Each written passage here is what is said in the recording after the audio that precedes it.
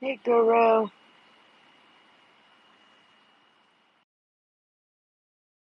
How are you? Yeah, well, thanks, Tish. How you going? Good, good. Hanging in. Best we can Yeah, do, it's right?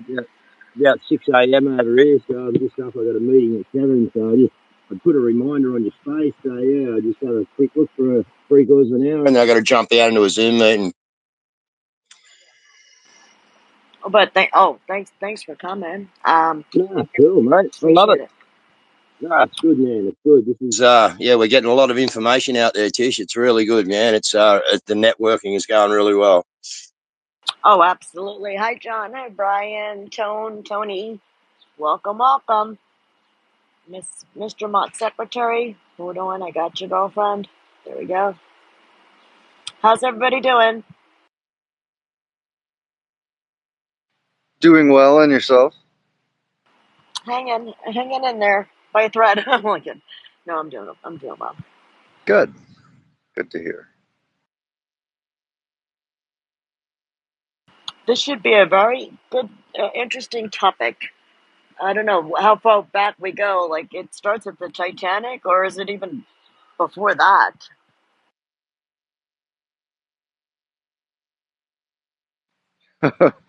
Well, It that's $1 million question, though, isn't it? Yeah, sure is, is. isn't it? It is, isn't it? You could go, yeah. How far do you want to go? Yeah, I think Titanic's a good place to start, actually, yeah. You get back before that, and you got to really delve into some stuff, don't you? Like you can take an easy pathway, like from the Titanic, but yeah, you start to get back before it, and you start to get into all the murky waters, which we know a fair bit about now. But anyway, where it goes, it'll go, Tish, like normal, mate. You know, they start off with a direction, but organically, they seem to go where they're going to go, don't they? Oh, absolutely. And it's good when it usually, rolls like that. It goes where it needs to go. Yeah, I just find that the best way in this war, Tish. We structure nothing with our show or anything else or spaces or anything else, mate. We just turn up.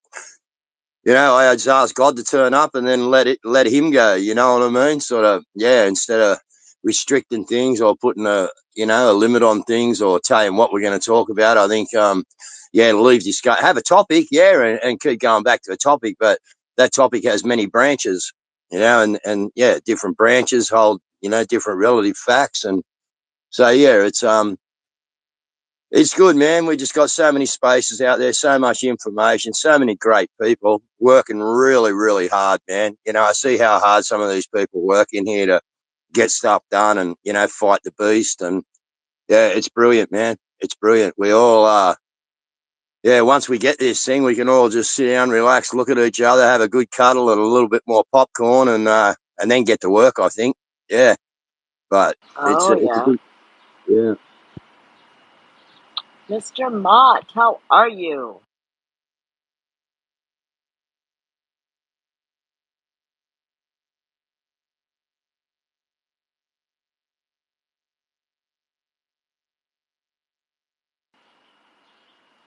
I threw you a mic. Let me know if there's a problem. Hey, Peter, Tim, Irene, Nancy.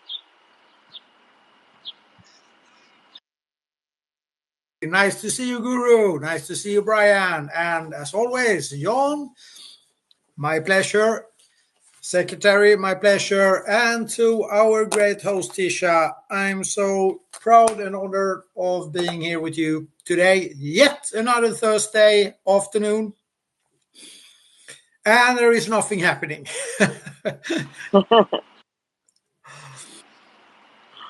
There's so Well, much there's not happening, much. we can't keep up. I'm sorry, guys. No, you're right. I was going to say there's not much happening in the future neither, so maybe have an easy day, might. Yeah, Yeah. it's always an easy day. I hope you are right down under, sir. We're doing the best we can. Yeah, we're in there, mate. We ain't giving up. We just keep hammering them, but they are certainly showing their true colours, the deep state in Australia, and yeah, they're coming really hard, man. It's Yeah. yeah, it's a battle. Back here in the headquarters, they are in panic mood. I would say they are speaking out like the last bastion of the rules-based world order is Europe. That is the Swedes' new mantra. So strangest things are happening. I don't think they have a hard time holding it together right now. So it's good days. It's actually fantastic. Good to hear.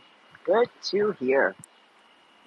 And also listening to Mr. Trump's interview. It is an old one, but it aired just the other day from Bloomberg. It is amazing.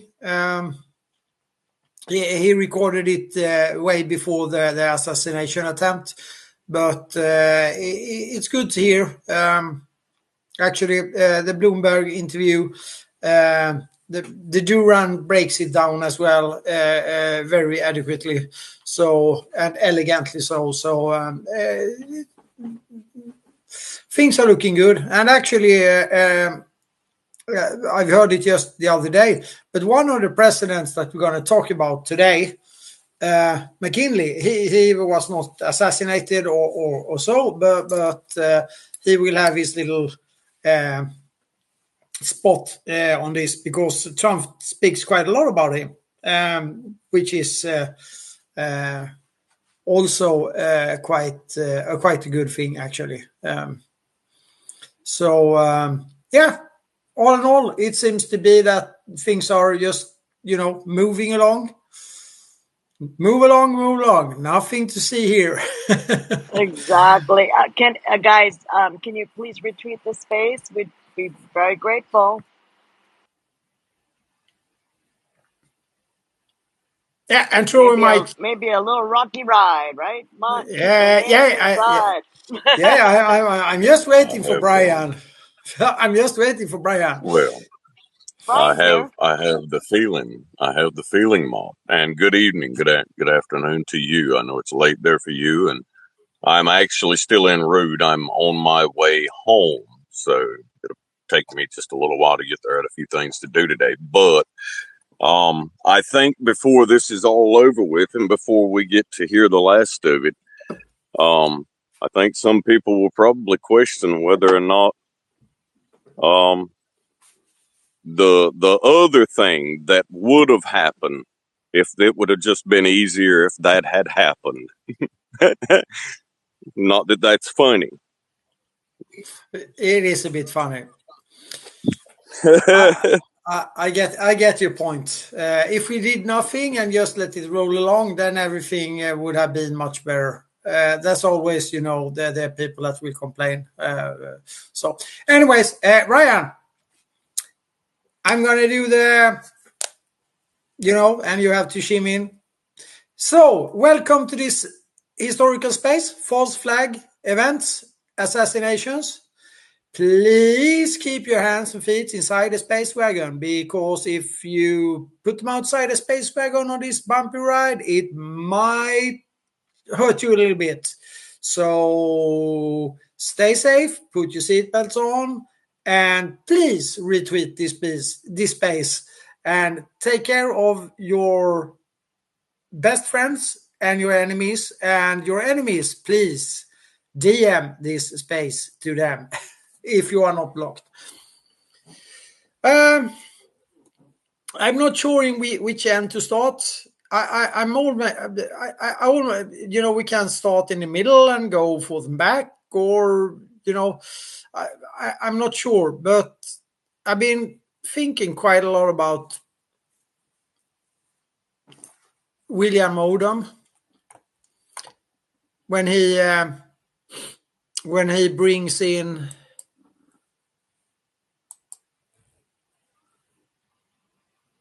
the boss of CIA, and I have just one question to ask him.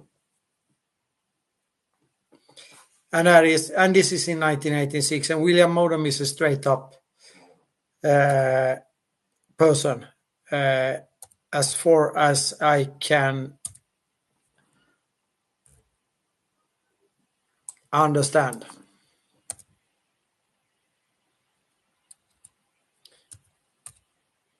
And he asks him, who told the Kong about Cry AG? And at this moment in time,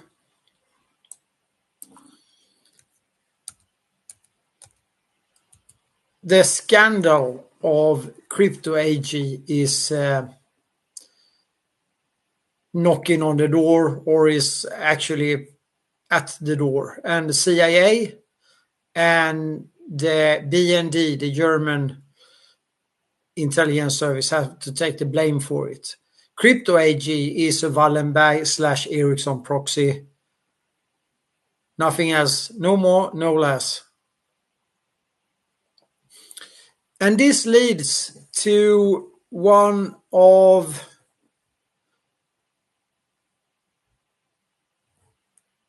the more obvious false flag operations.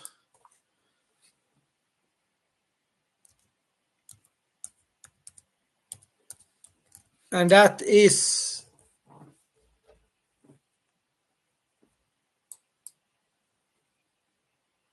by CIA/Gladio, when the Norwegian skippers commands the torpedo boats, fast patrol torpedo boats, to stage what is known as the Tonkin Gulf incident, or Bay of Tonkin or Gulf of Tonkin false flag operation.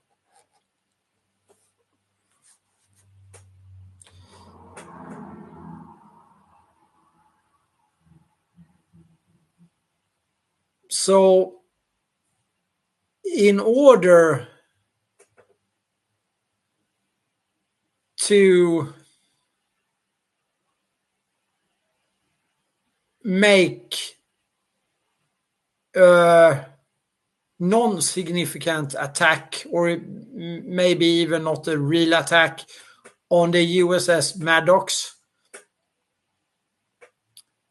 the Norwegian crews were acting undercover, provoking, and maybe they even were involved in that. You really don't know who did what.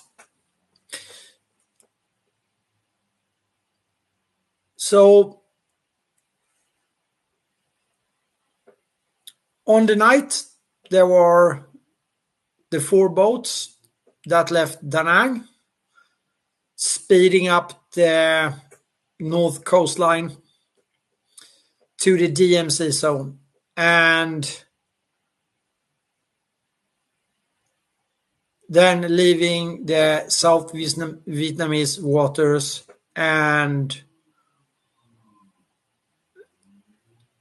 they ended up at their objective.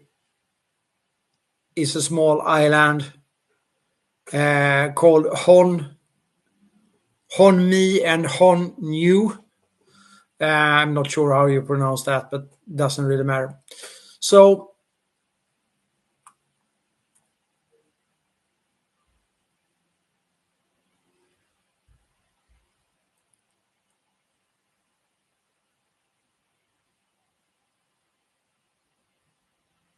they, in the middle of the night, with some smooth navigation, with actually cut engines, just floating around and waiting, or just running on idle very quietly.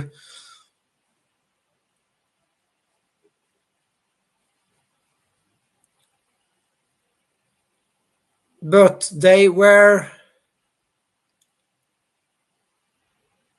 reached the shores and left off the commando soldiers that they were carrying to do the mission. But they were discovered, and it started to be quite a big firefight. And this one immediately leads up to the incident at Maddox. The incident, let's call it the incident. So Maddox goes up and closes in on the DMC, and she gets attacked by 5 of these kind of patrol boats, the speedy boats. Norwegian boat, Norwegian built, Norwegian skippers and so on. I put the article in. Very strange ways they were doing, but that is what kicks off the Vietnam War. And I will not go so much into the continuing of it, which will involve Kissinger, but he just kept it running for many reasons. And I would say that when the mothers, the brothers, the sisters, the fathers, the children, the widows, when they find out about this is quite common knowledge actually, but it's not put in the context. So when they find out that they cry AG during this war and the back doors on these machines, they open them up to the other side as well. They play double, as far as we can know from the question from the stand-up person, as I think he is a stand-up person, from William Odom. So I will put the article in the bubble. And when they find out that these actors, the deep state, and they've proven to do this again. So this is not the first time, but we can settle us for this the first time. So during the war, the North Vietnamese had the information so they could target the US forces. Even if it was started by a false flag incident, it was kept running by Kissinger, and the information that the North Vietnamese were handed on a plate. And even so, there is one more interesting episode here. Actually, the North Vietnamese leader, I can't remember his name, he gets very sick and very ill, and then CIA do a covert up to fly in doctors and medical staff to save his life from some jungle fever or whatever, which also is quite interesting. But that happened. I can't remember the name of that operation, but I think I have it somewhere. So strange things happen. So that's the enemy leader. But yeah, the Gladio people, the CIA people, the Five Eyes, the Sixth Eye, the Sauron's Eye, out of, portrayed by our friend Tolkien as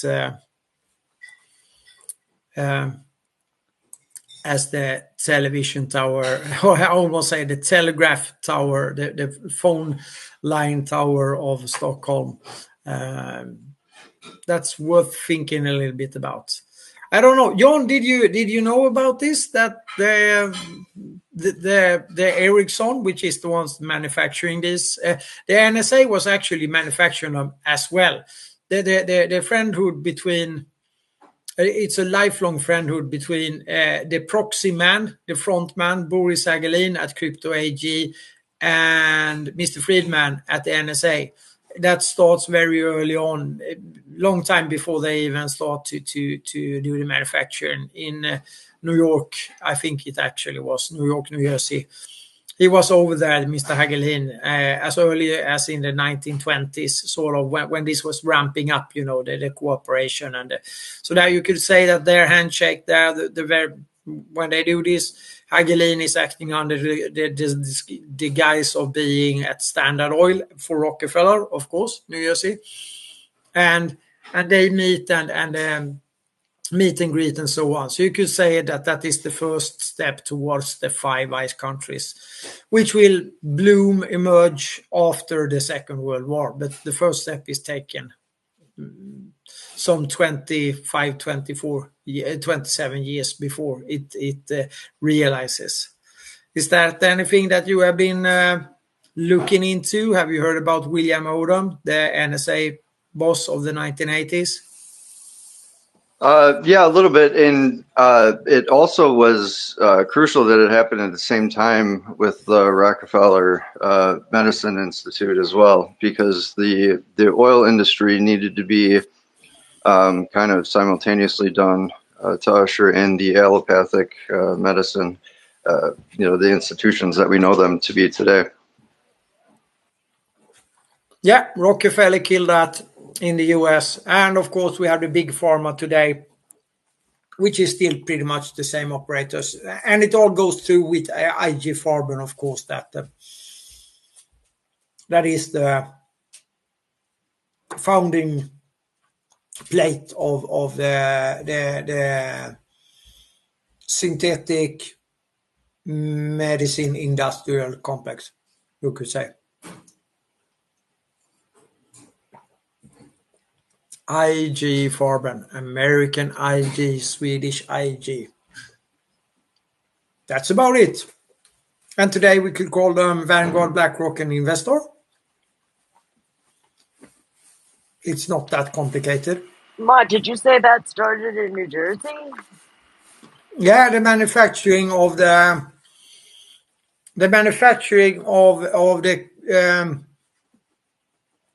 cryptographic machines. And now you're putting me on a slippery slope. They had a little bit of a different name, but it's the crypto AG machines. Ericsson is setting up the production for them there as well. Give me 1 second. See if I can find a... One question I do have, which actually goes back even further into the 1800s, what is the relationship? Because this does play into essentially going up to the 70s with the war.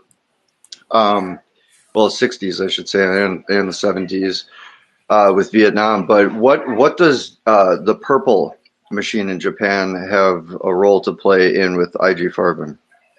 Oh, well, that's the same machine. The Japanese have always been, as far as I know, it's the same one. It's just as another name. So who took it from who is what I want to know.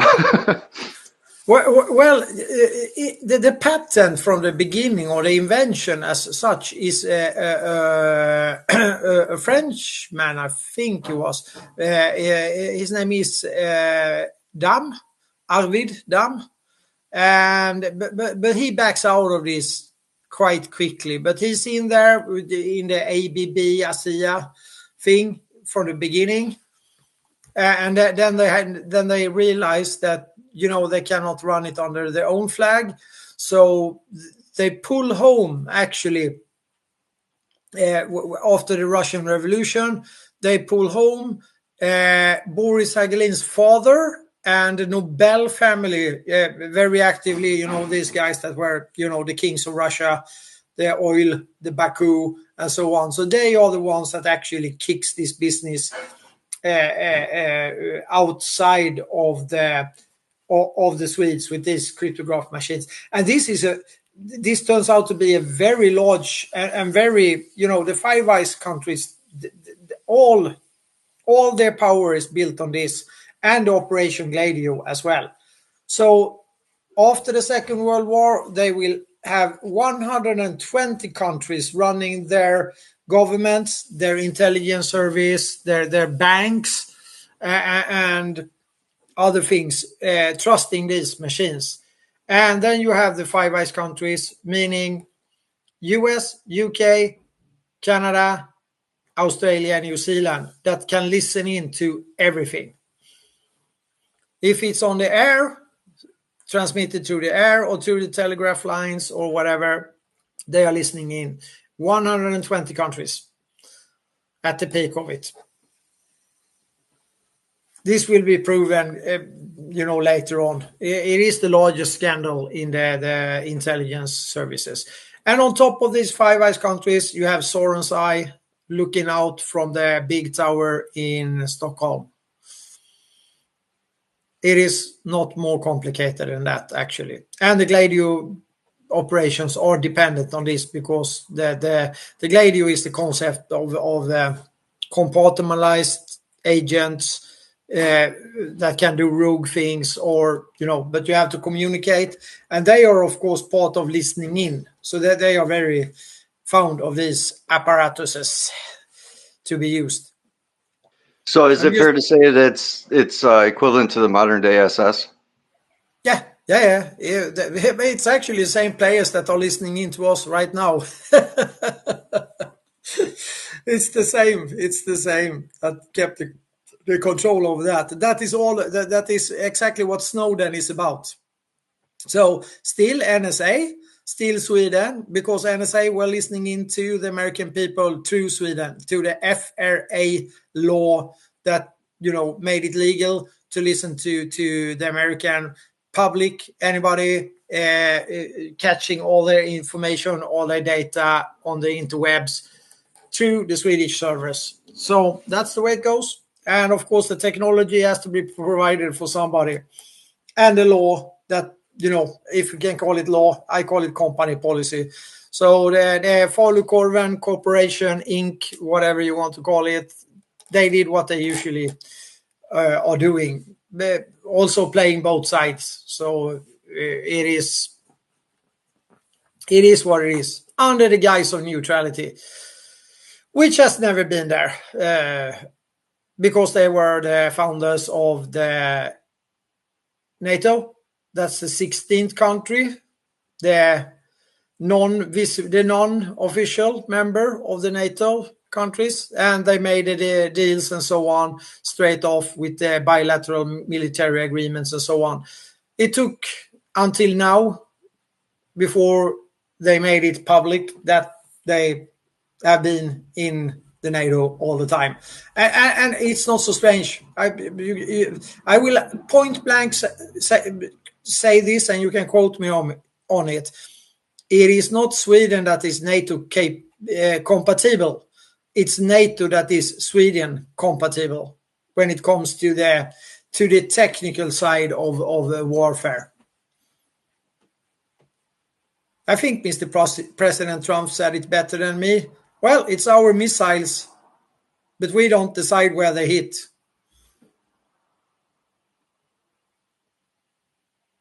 Matt, I don't think a lot of people realize that NATO essentially, and I mean, you did state this and allude to it, but NATO is its own country, or its own entity altogether.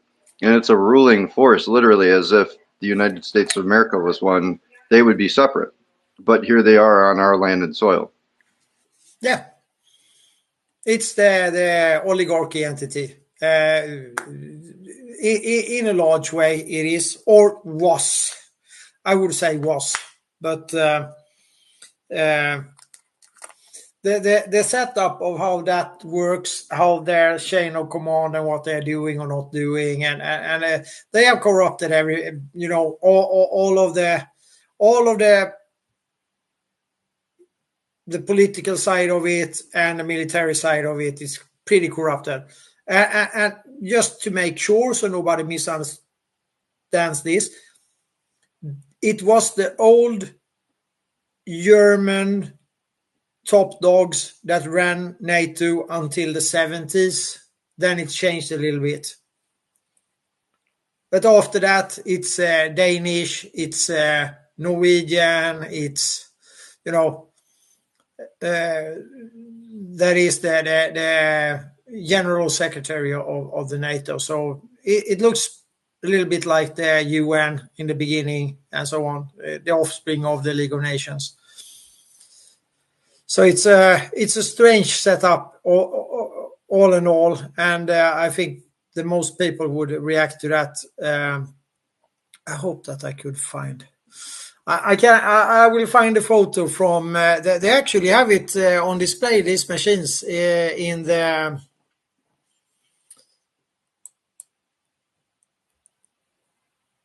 Let's see. Can't remember where they have them, but.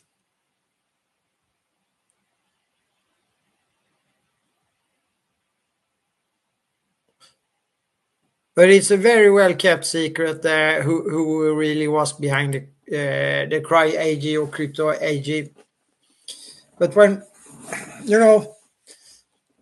that's why I point out this false flag of the Gulf of Tonkin, because it leads to that operation where they of course were using this. But the main reason that I talk about this is that the powers behind this is the Ericsson family, Ericsson and Wallenberg family. They are controlling the manufacturing of this.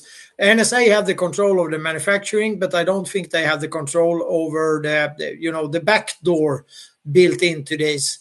I think that's sort of a bit out of the reach. I think the technology is kept a little bit secret. It's found out actually by Egypt. That is one of the countries that is doing this. Some science nerd, brilliant, whatever, finds this out and blows the lid on this. So Egypt is the one that blows the lid on this. And of course, then the damage reduction is done by that the CIA and the BND has to take the fall for this. There's very, very seldom it's mentioned who really, was behind this or the complete history. It's almost always incomplete when you read the article or whatever. They start very late in the chain. Boris is there, but they only mention the proxy. They never take it to the root of it. But it is what it is. So we could remember that. And this with the communications, of course, are very important. And that will take us to listening in. Because that is something that happened when it comes to the Pearl Harbor false flag, which is a little bit before.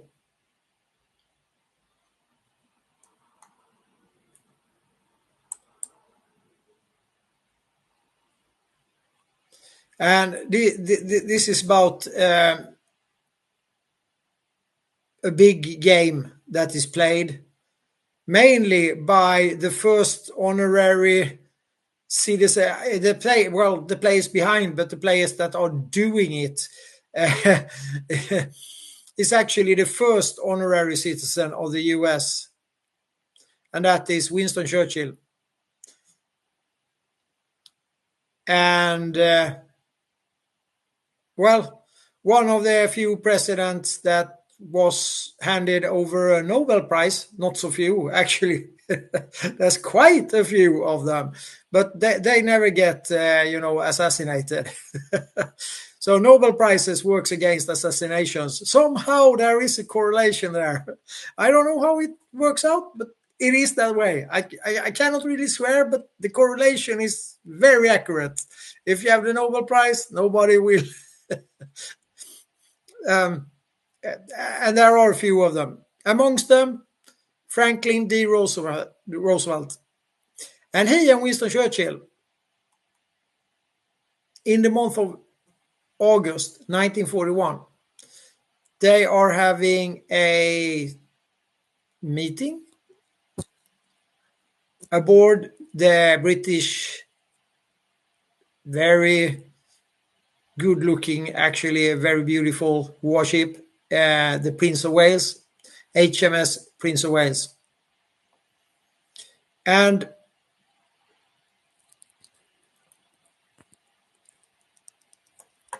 what happens is that a little bit later, same month, British code breakers, and now we are saying Tonkin, because he was not allowed to be inside that intelligence community for the Second World War. just as to mention. He was in it in the intelligence during the First World War, but he was not allowed in for some kind of reason. He was not allowed to be within the code breakers of the British Empire, or the Viking Crown, as you also could say it. So they intercepted a message from the Japanese, and the funny thing with this message was that it had a very accurate and detailed account of that particular meeting. And this is Roosevelt meeting Churchill.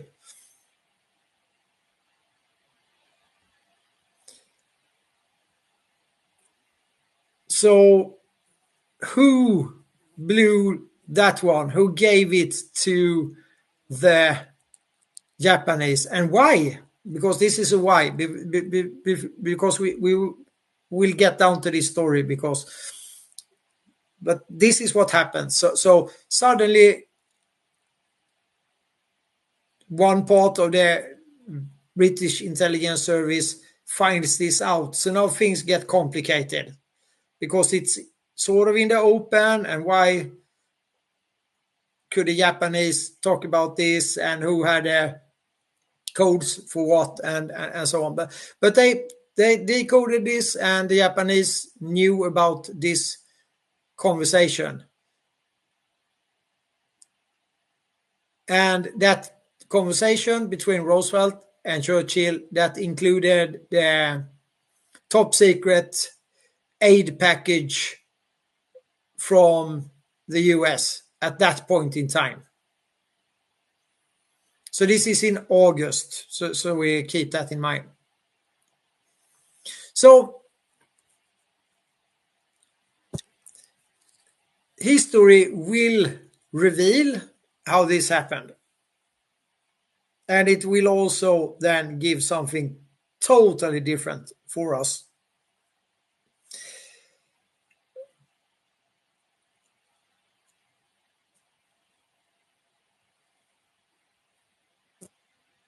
The British who did this were also the same, or in the sphere of the same British officials that handed over the technology and the training, the knowledge that even made the attack on Pearl Harbor possible. That is, now we are talking carriers, we are talking aircraft engines, we are talking how to land and take off from aircraft carriers, and so on. And these guys will be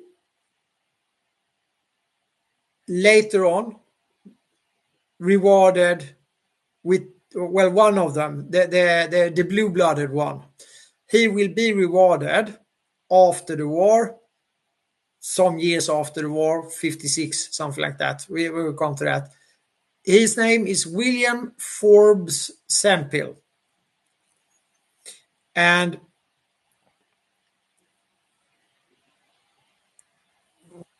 he is the one that really does everything to get the Japanese up and running.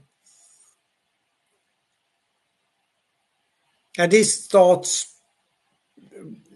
way before the Second World War, but this is intentional. This is in the plan to get the Japanese up and running.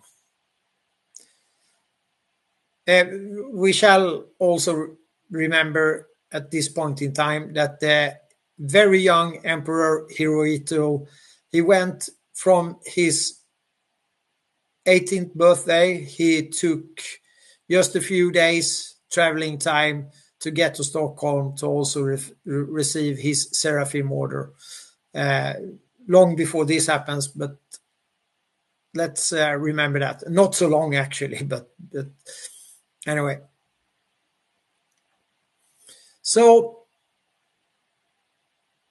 since Sempill is becoming a member of the House of Lords, and you know what that means. That means the ones that really runs the British politics and so on.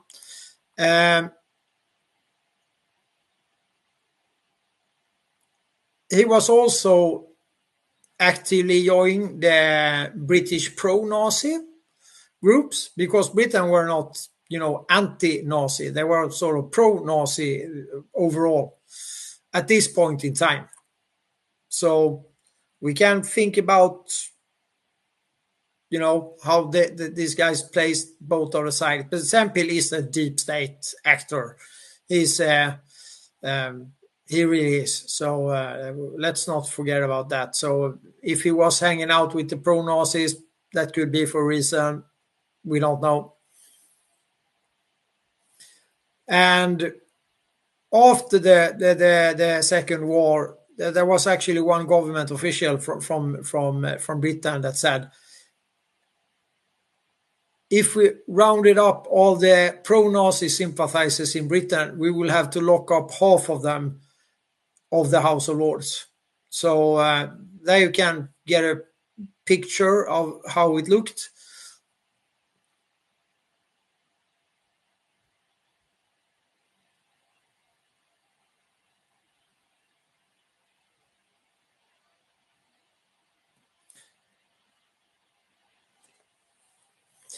So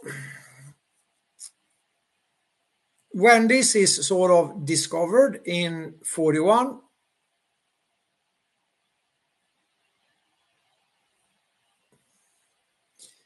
Churchill has a problem. He doesn't know what to do with Sempill.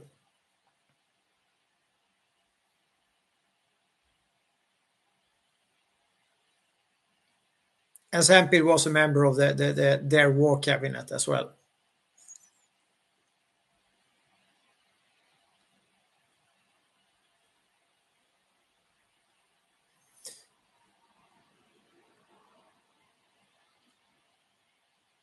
And after the attack of the Pearl Harbor, this Sempill guy, he's in intense contact with the Japanese embassy and so on.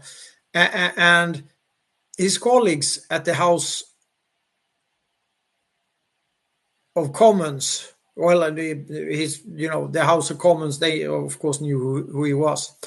They were trying to start an investigation, an inquiry. And to this, Churchill said firmly, no, we're not going to do this.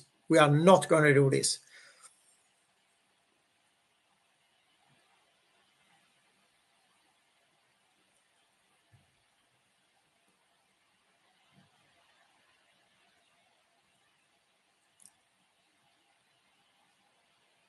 So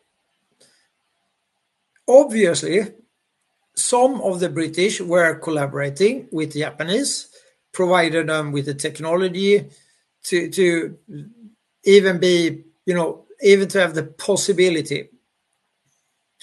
And then you can sort of start wondering why, because usually you don't give up military advantage. If you do it for a purpose, for an alliance, for a kickback, for a cooperation. There has to be a deal in the background here.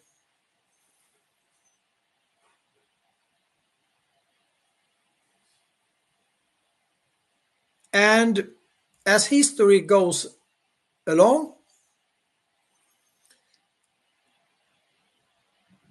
the rather crazy non-military strategic attack on Pearl Harbor happens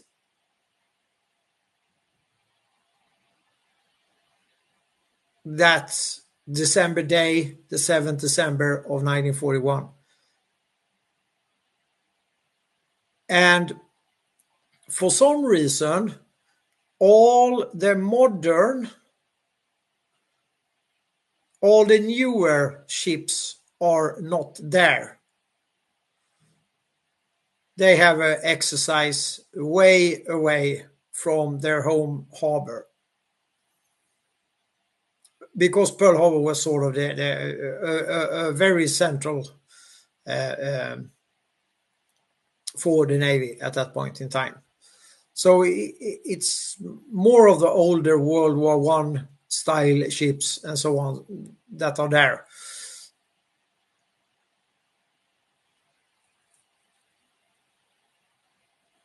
And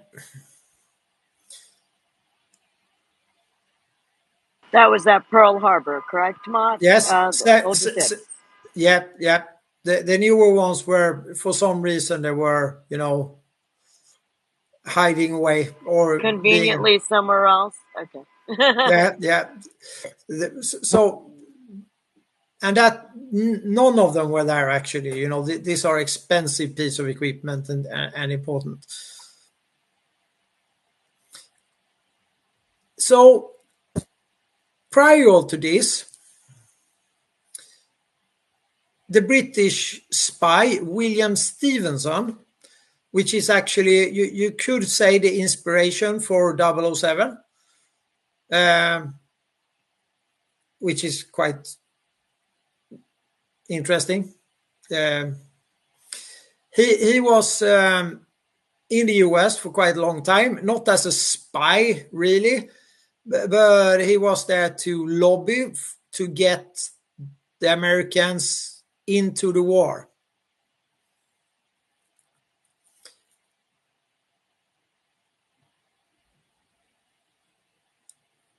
And one way of doing this, or creating the circumstances for Pearl Harbor, and this will lead us actually back to today, what is happening. So he made an effort and succeeded. He had some help actually, but in starving out the Japanese with trade embargoes from the Roosevelt administration. And that put the Japanese in a really bad spot over time. So this happens before, this is in the 1940s. This same William Stevenson,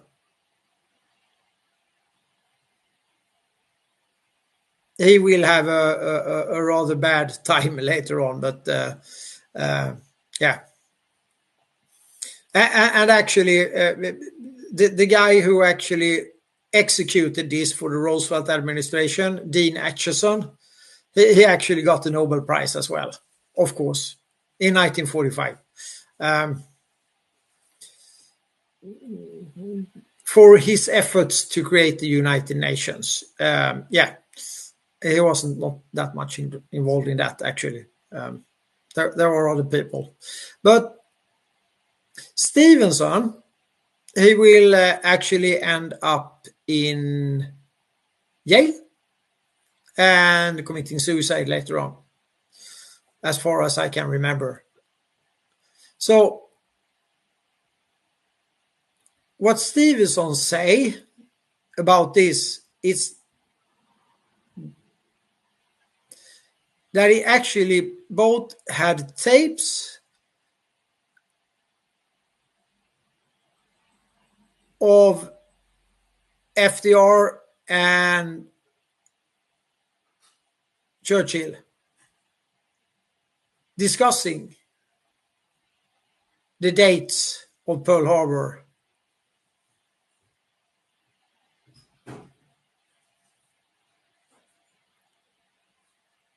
Or actually not of, sorry, I'm putting this wrong. He had tapes from Churchill discussing with Sam Peel the dates of Pearl Harbor, and with some other Americans not named, the actual dates of the Pearl Harbor. And under oath, he swears that he gave the transcription of those tapes to Franklin Delano Roosevelt. He also, under oath in court, swears that they did know the oncoming attack on Pearl Harbor, and meaning they, the American administration with Roosevelt. And the author Roald Dahl has made a fantastic book about this. So that is from his statement. I will put the article up. You can make what you want of it, and of course, when you look at it, these kind of games they were playing there, which is deadly games with lots of people's lives lost, they even send their submarines, the Japanese submarines, German, Swedish design submarines, sort of, with airplanes that they will, put together, put their airplanes together, and they make actually a couple of needles points. And I think they actually killed a kindergarten teacher and 2 kids in Oregon with the bomb. But that's about it. And it's really crazy. But that was just to, confirm that the Japanese are attacking the US to get the opinion to send the sons and daughters of the United States yet again to Europe to participate in a world war. So if that is not a false flag, I don't know. That is a false flag, and it's a huge one, with thousands of them just to swing the opinion. I will stop there. I will put the article up. It goes up in the Jumbotron. If it didn't work, let's see. Is it fair to call it thousands of deaths to curve an opinion? Yep. Or yeah, and I mean, this is not the biggest one either in lives counting, but from a historical perspective, this is a big one. There have been smaller ones that have kicked wars, like the shots in Sarajevo. That is also a false flag by any means. There is no reason, for the Serbs to do anything crazy like that. They just, pick a Serb and, do their usual, well, not the usual at that time, but they do the usual programming and, not the MK Ultra, but similar to that, old school style. But it will be the same because there is no logic behind this. Look here, a submarine, 1 plane, a couple of bombs, bombing school teachers in Oregon. Is that the war? Is that a reasonable attack on the US? That's the only time that US soil, if we, well, let's say that Hawaii is not US soil, it's a US island. So that is the only time I think there have been bombs falling.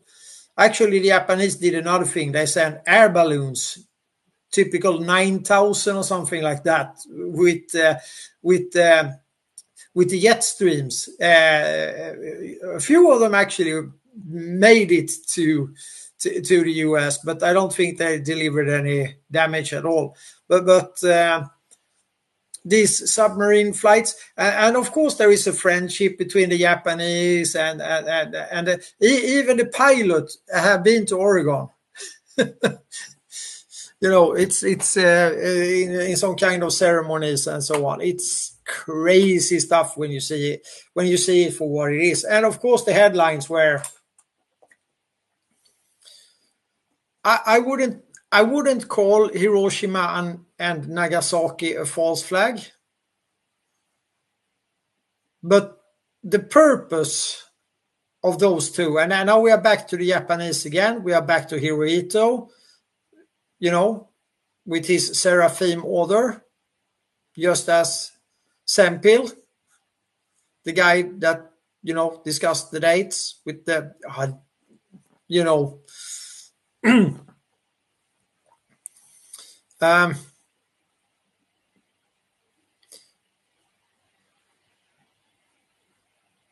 If you think about it, you will. How do you start a Cold War without both sides having nuclear capabilities and showing up the nuclear capabilities for the world population?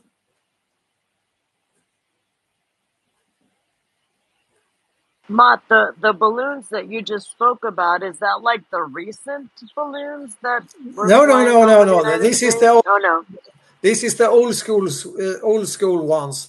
I think actually the secretary made a good article on them. Yeah, okay. It will hopefully it will pop up in the purple pill and in the jumbotron.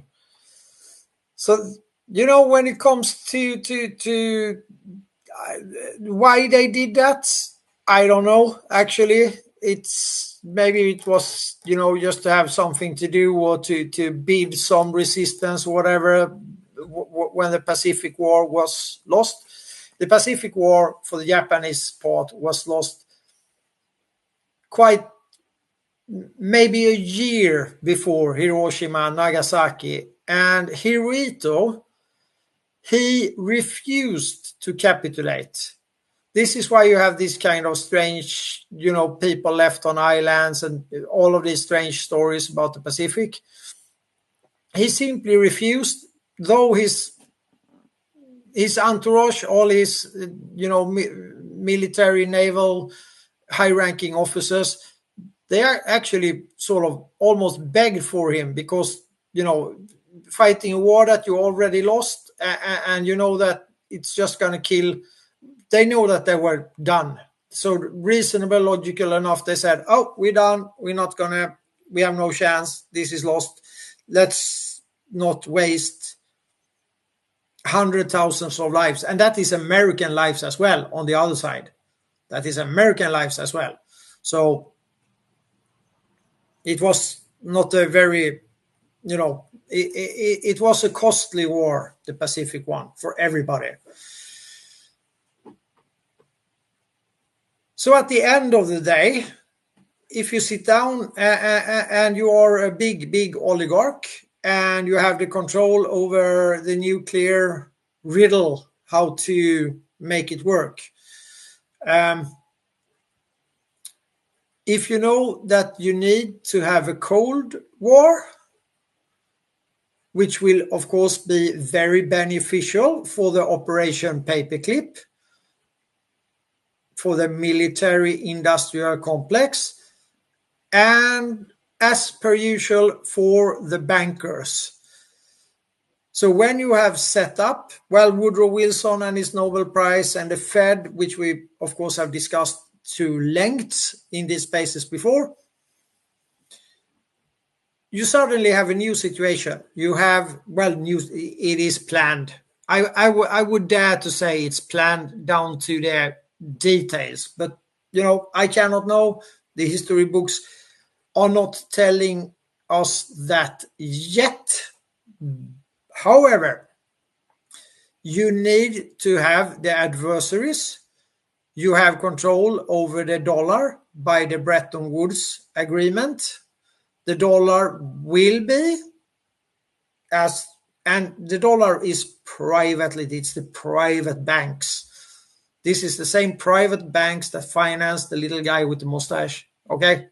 Boom, end of story, full stop. Same banks, same people, same everything. So the bankers of the US are playing both sides. And Sweden is, of course, involved in this because the Bank for International Settlements and all of this, the ramping up to this and so on, they have control over that. So they are working together. We have a hand, Mott. The Pragmatic Party. Welcome. Yes, Pragmatic. Welcome. Nice to see you. Thank you so much. I appreciate that nice welcome and the ability to speak here. What I'm going to say might not be real popular with everybody, and generally the mainstream media makes sure that people saying the things that I say don't get much reach. So for the 40 plus people in here, bear with me on all this, please. I don't do conspiracy theories. I do my homework. I've been doing it for a long time. The assassination attempt was 100% scripted. There wasn't one bullet. Everybody was bought, paid for, professional actors. The shooter himself was in 2 commercials prior to this. All this stuff has been online. It's just nobody has put it all together. In order to pull this off, and what I had proved with using audio profiles, is that every shot that you heard was a blank, no bullets, blanks. Okay, and they match up perfectly with my audio profile of blank gunshots. Plus, they all sounded the same. Then we only get one picture of the shooter after he supposedly has been shot, which is a very gory, gruesome picture, equal to that of some of the pictures from Palestine, blah, blah, blah. I can show you the symbolisms throughout this whole thing. But there's no damage to the roof. There was, as far as I can tell, slowing it down, around 20 gunshots. All fake, of course, and I'm sure the shooter didn't get off more than 5, but they were all sounded the same, so it doesn't really matter, and there was no bullets, so it doesn't really matter. But the point I'm getting to here is there was no damage to that roof. And the blood on the side of his face, which should have been wet and still bleeding, was dry as a bone, while the blood on the edited blood that was airbrushed in afterwards, because the first picture you see of the shooter had no blood on the roof, and then the picture that I just saw today had dried blood on the roof, airbrushed in. And it was like, I mean, I can go through the symbolism of the iconic photo with Trump and his fist in the air and the media calling the blood on his face spatter. Anybody who watches true crime knows that high velocity blood spatter doesn't look like that. That was a smear. That was the blood pill to his ear, popping the blood pill down to his mouth to get rid of it, eat it, back up to his ear to finish his little program. Okay, that was a blood smear. It wasn't a drip other than the blood from the blood pod, and it wasn't high velocity blood spatter. Now, Hey, pragmatic, one go sec. ahead. Just mute your mic for a second. There's a lot of feedback. I just want to add, I hear what you're saying. Just be careful or mindful, I should say, of speculatory things like unless you were there, you did see that sort of thing. I mean, I once again, I hear where you're coming from. I'm not saying you're right or wrong, but just you're speaking in very matter of facts. That's all. I appreciate that, and I understand that, and I'm just saying these are the facts that I've been able to come up with experiments. Experiment like having the audio profile of blanks and comparing them with the identical sounds and the very sounds that are heard on the video of this theater.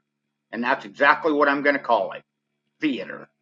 And now we've got the whole Republican or a bunch of Republicans all wearing white patches on their ears. I mean, if this whole thing, you can't. I mean, none of it makes sense. Anybody who's used a gun, anybody who's watched true crime, anybody who's been involved in or watched even political situations, real life, what the way news used to be when it was live. None of this was right. They had to airbrush a smirk.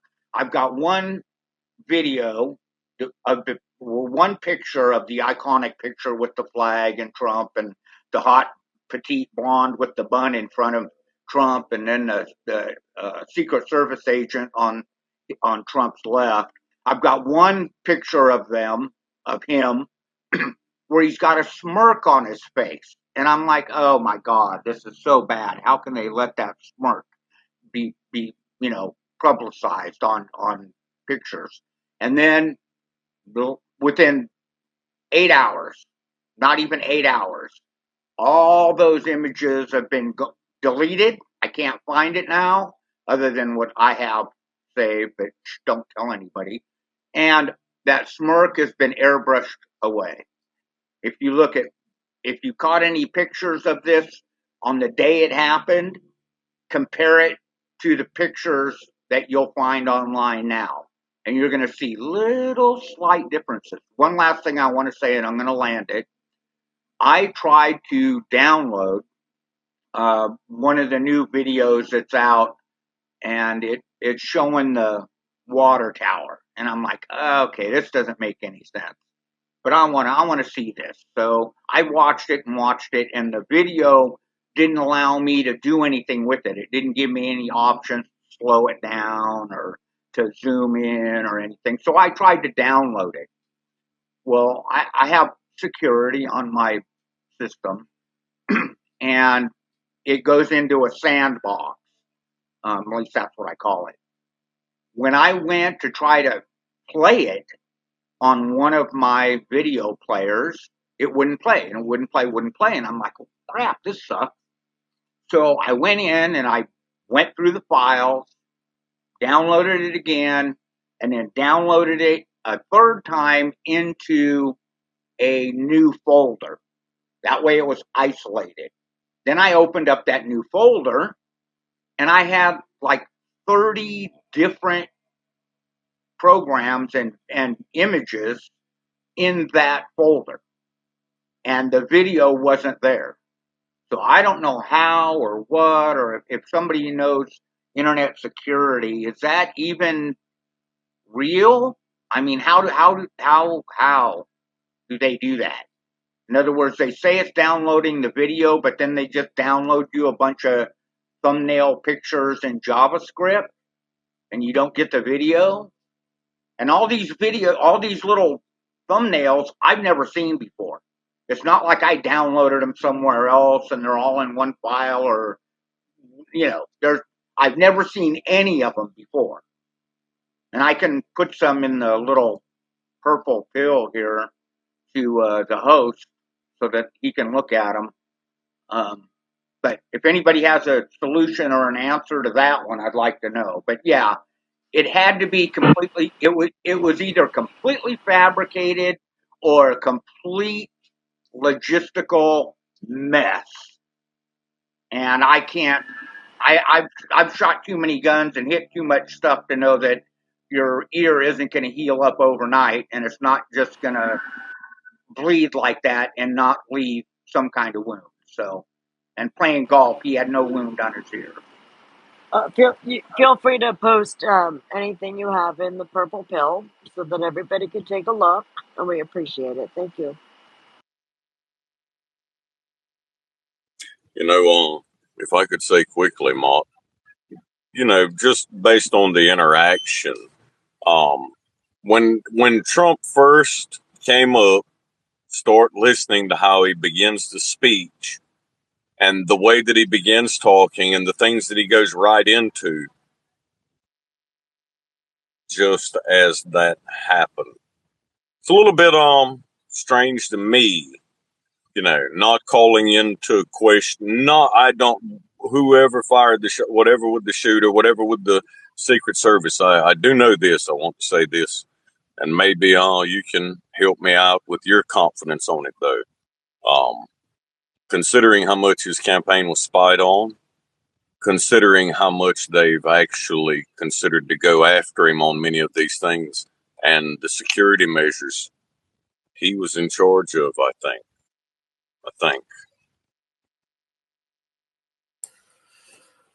Well, the chances that we never will find the truth out on this one Well, it's a 50-50 on that, actually. But so many people are investigating it now. So hopefully the truth will reveal itself. It usually does. I'm just saying it usually does. But sometimes it takes a little bit longer. That is why we talk about history as much as we can. And history has a tendency to rewrite itself a little bit as well, which could be very detrimental yeah, or positive. positive, actually. Well, it helps you connect the dots, I would assume, right?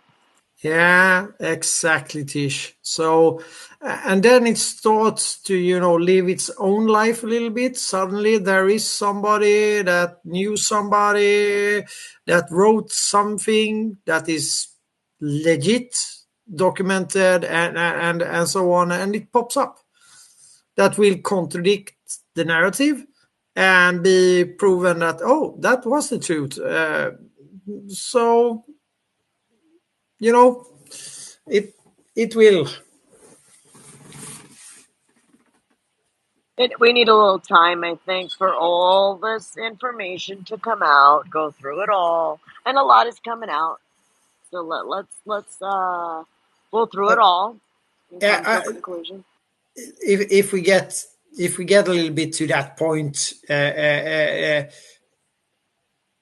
it's always the key bono who was the beneficiary of this. Um, in this case, it's pretty obvious. But on the other hand, if somebody is playing a longer game or it was a failed attempt, then Biden sits really loose right now.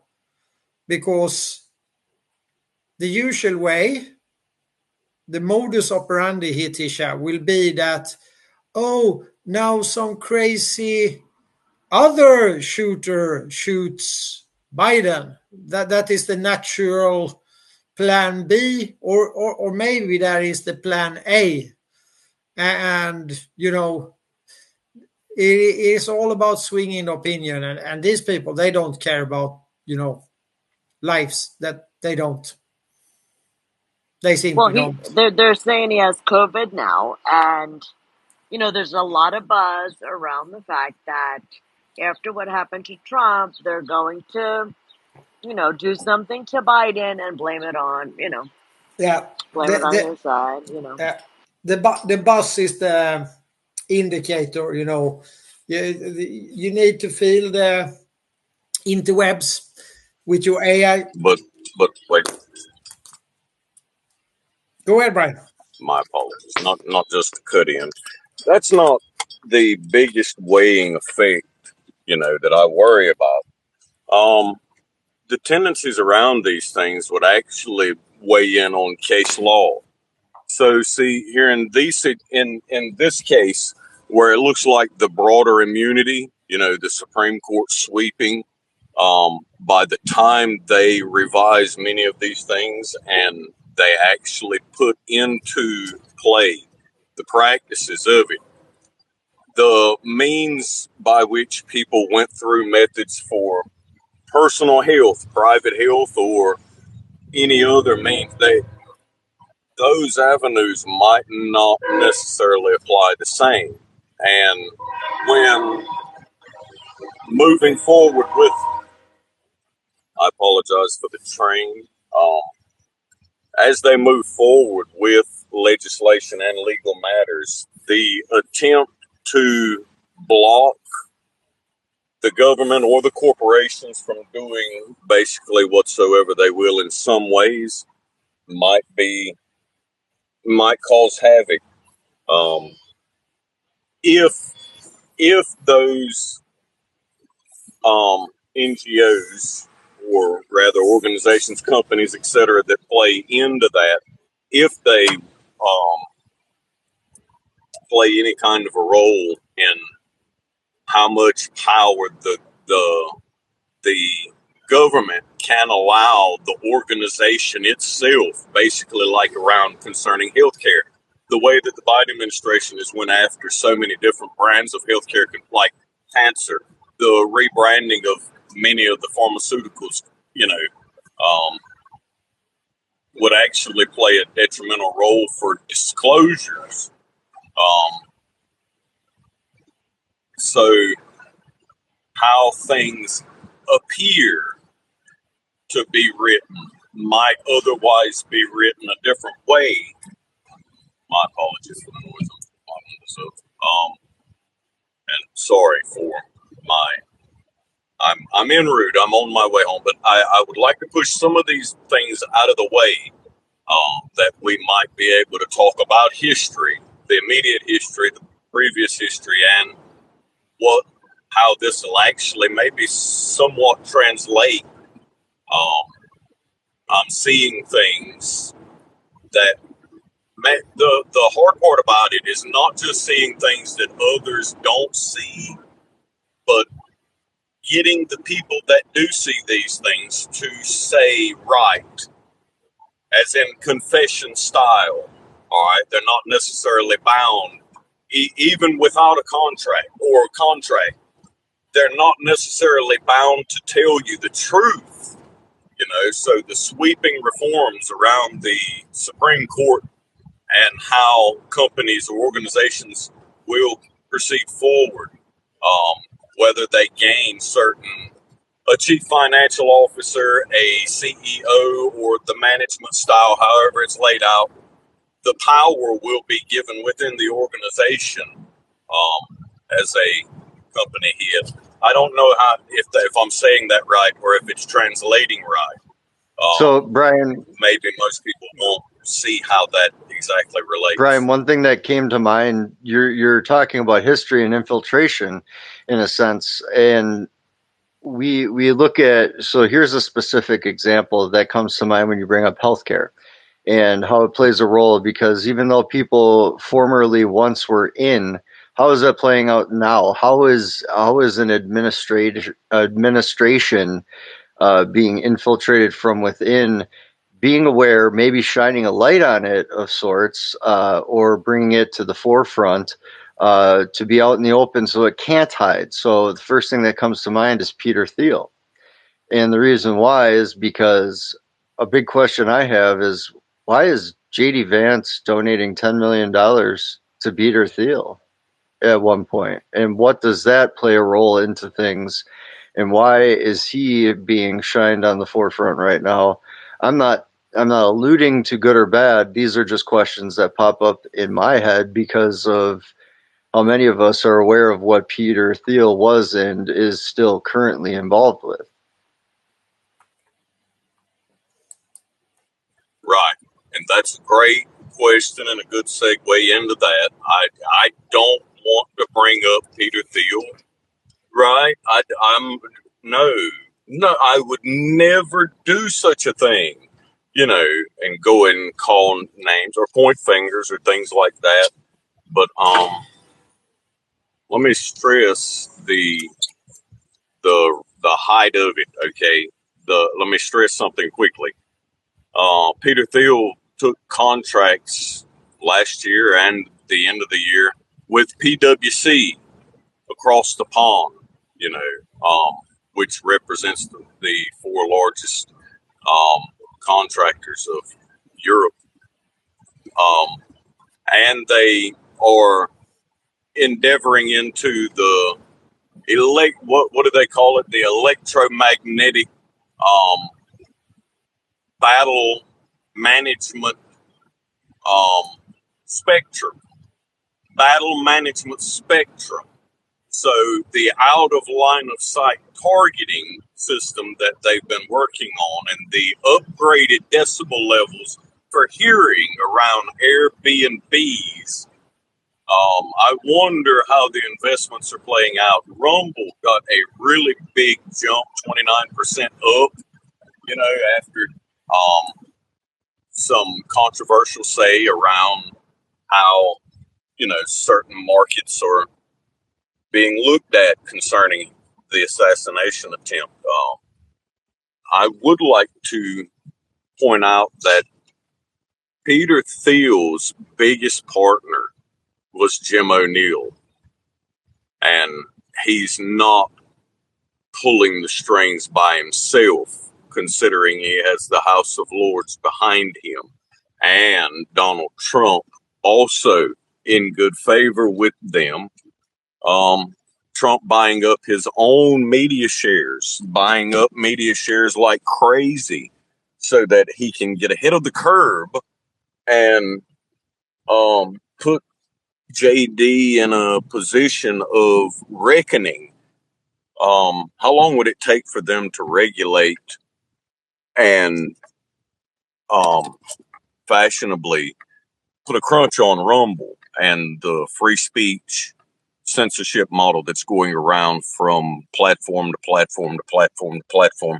I mean, all the rhinos that took money, everybody that took money, political funding or etc., that, took some money, I expect Donald Trump to prime time them because they funded this for that reason, not so that they could let them sit back and just sit on that asset.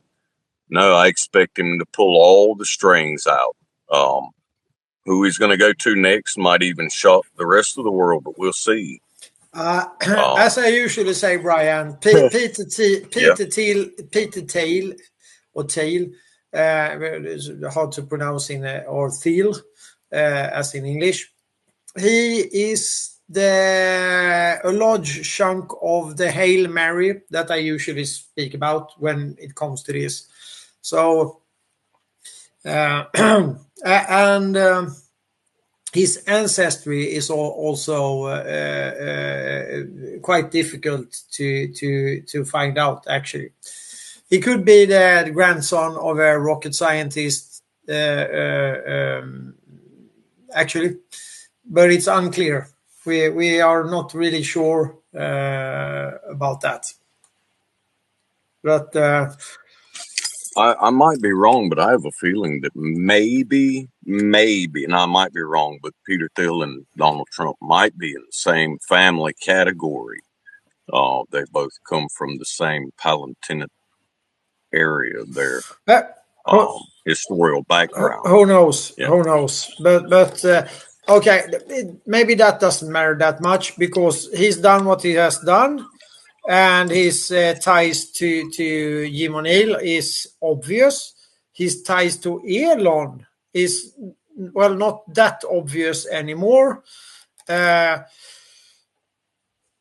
But on the other hand, they all meet at the NASDAQ, sort of.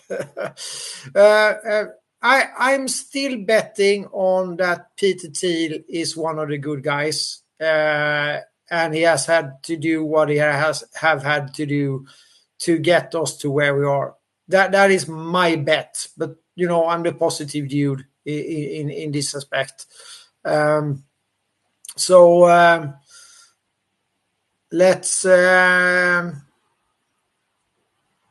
Let's keep a knock on wood and a Hail Mary reservation on Peter Thiel. We don't really know yet.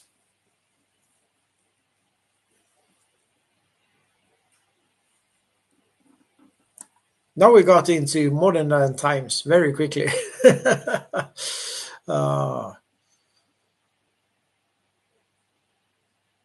I think it's on everybody's mind. That's why.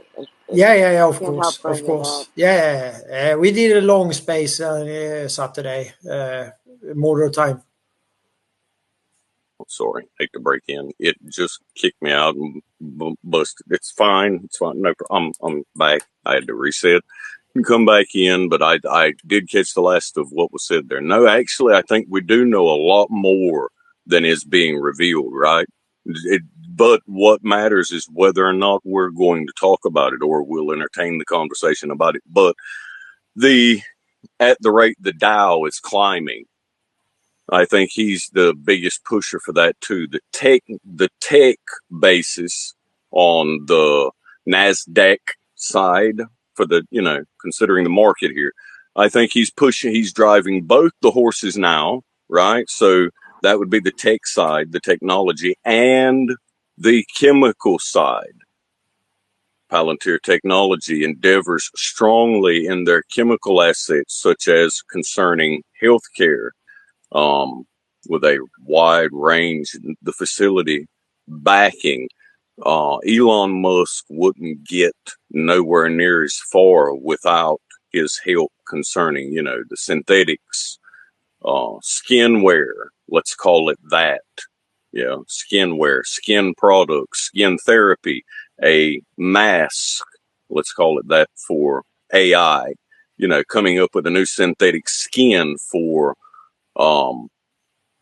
to compete with, I would say, the Swedish, the Uppsala itself in the, what's concerning silicon, because I think Elon Musk owns all the silicon now, he said.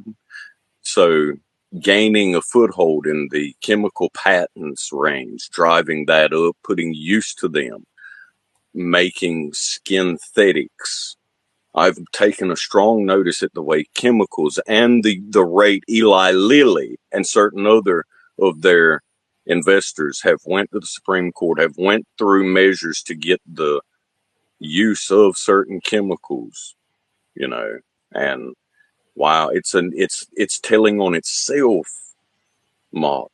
Not me telling, it's telling on itself. Now, the art of all of this is masking it so that people can't tell that's what's going on, right?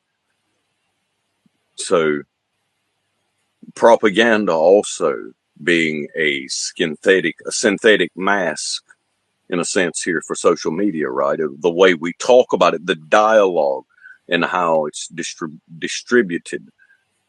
Means everything to how people look at it, right? So, two sides of the same coin. If you can't do it there, you can do it here. If you can't do it here, you do it there. And one hand washes the other. They both wash the face.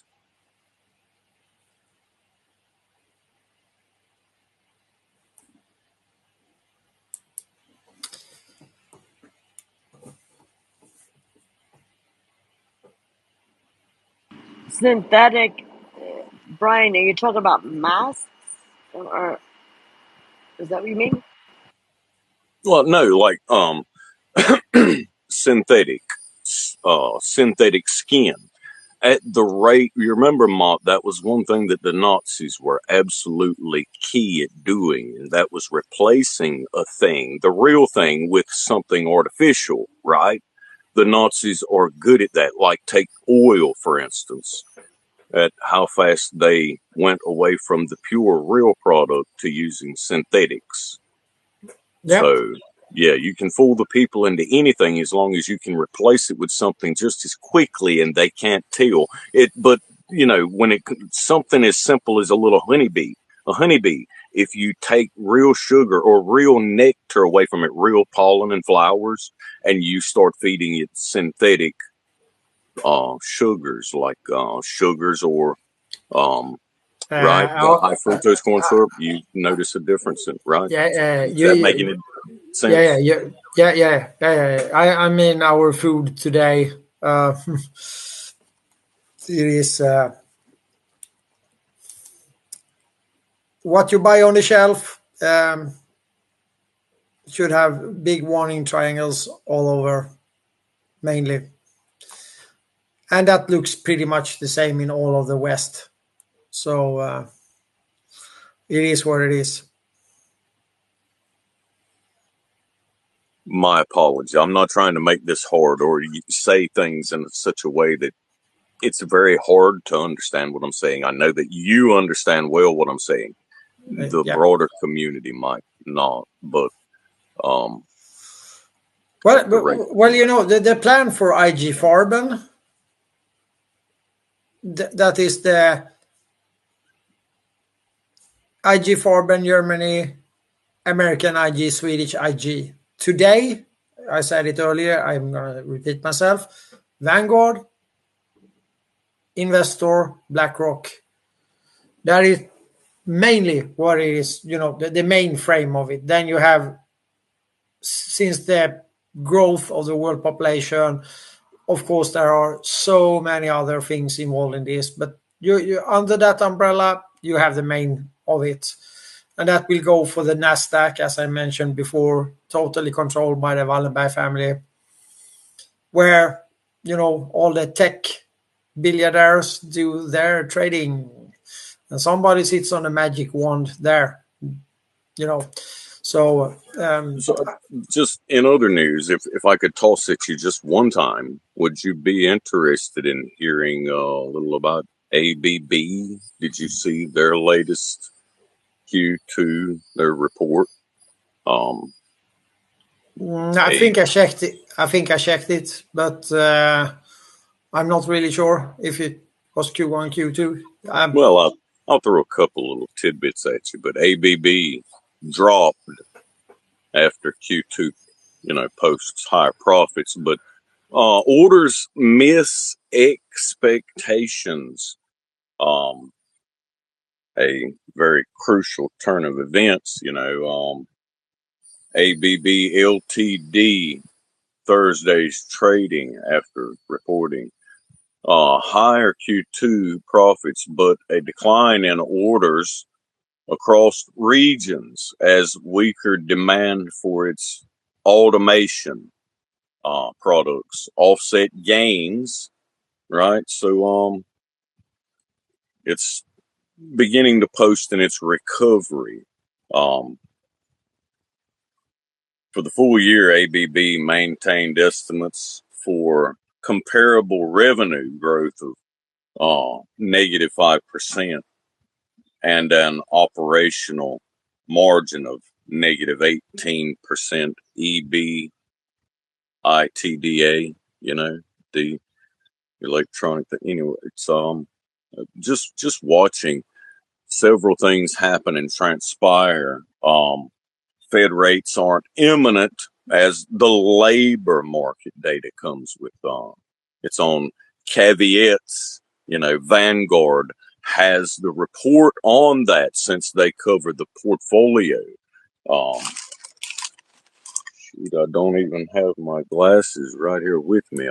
I'll grab them. But let's not forget that they are doing the usual proxy thing, so they are partly Hitachi these days as well. Well, the Japanese pops up again, yes, with regards to Pearl Harbor. Hitachi and Mitsubishi also. I think they're cornering the market there with that, aren't they? Yeah, and they're Siemens, of course. Oh boy, as well. Yeah. Siemens, So they go together. They are pretty much the same, actually. So right, exactly. I put the map in the purple pill, and that's the power grids that they cover. That's 150 countries. There, with inside those countries, the Ericsson telecoms looks pretty much the same, but they are in 184 countries. But the map you see above our eminent hosts and co-hosts, John Matthews, the secretary, and Tish. Thank you for holding this space. And to everybody that is hanging around inside this space, please keep your hand and feet within inside the space wagon.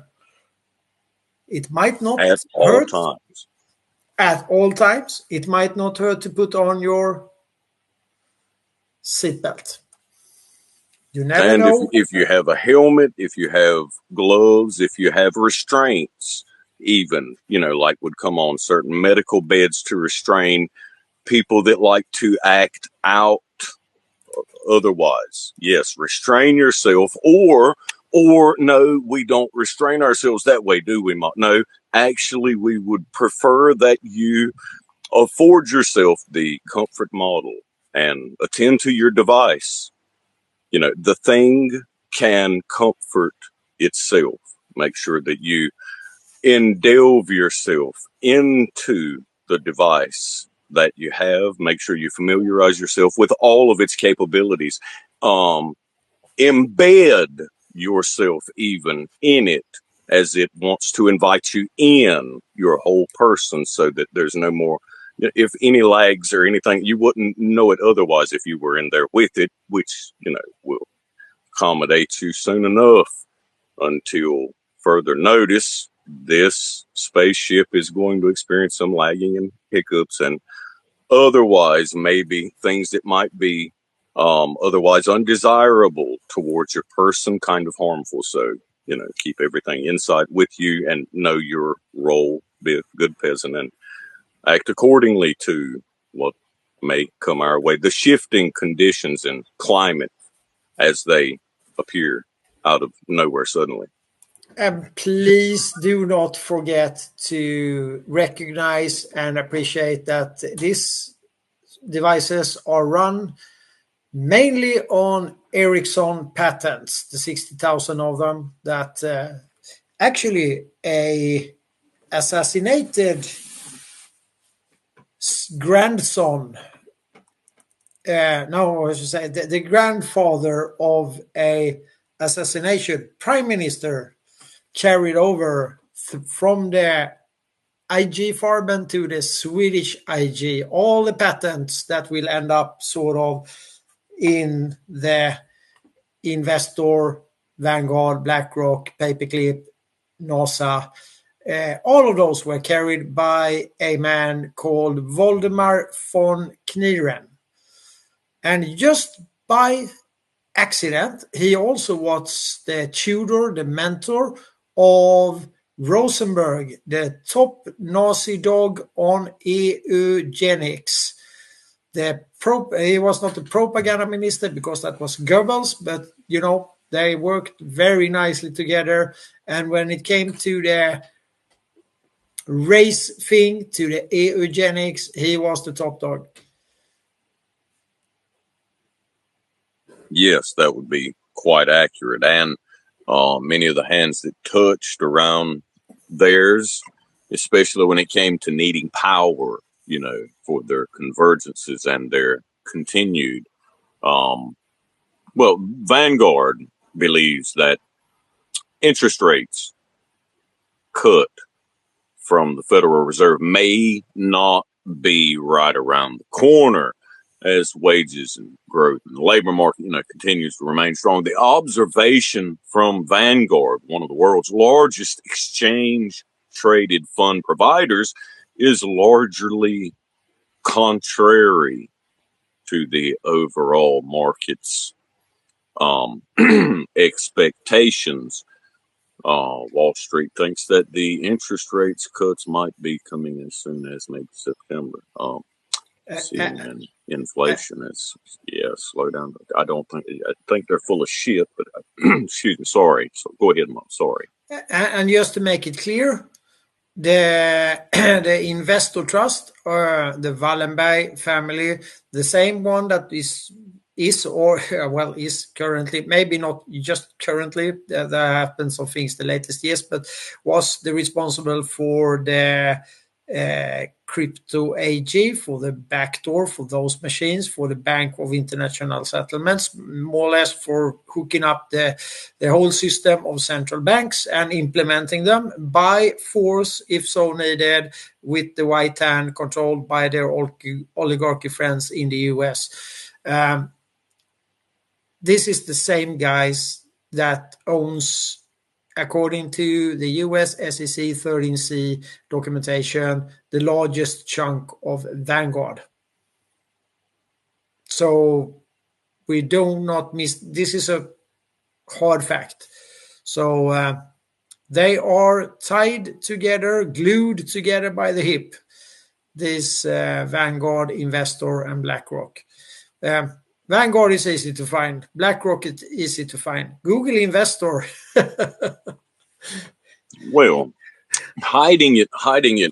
See, hiding it from us is the problem. Hiding it from the machine, the market itself, from the machine, that's easy to do. when it itself is taking the place of people and turning you over a revenue profit more than what people would do. But you can't hide the fact of cutting job rates, whether or not that can battle inflation.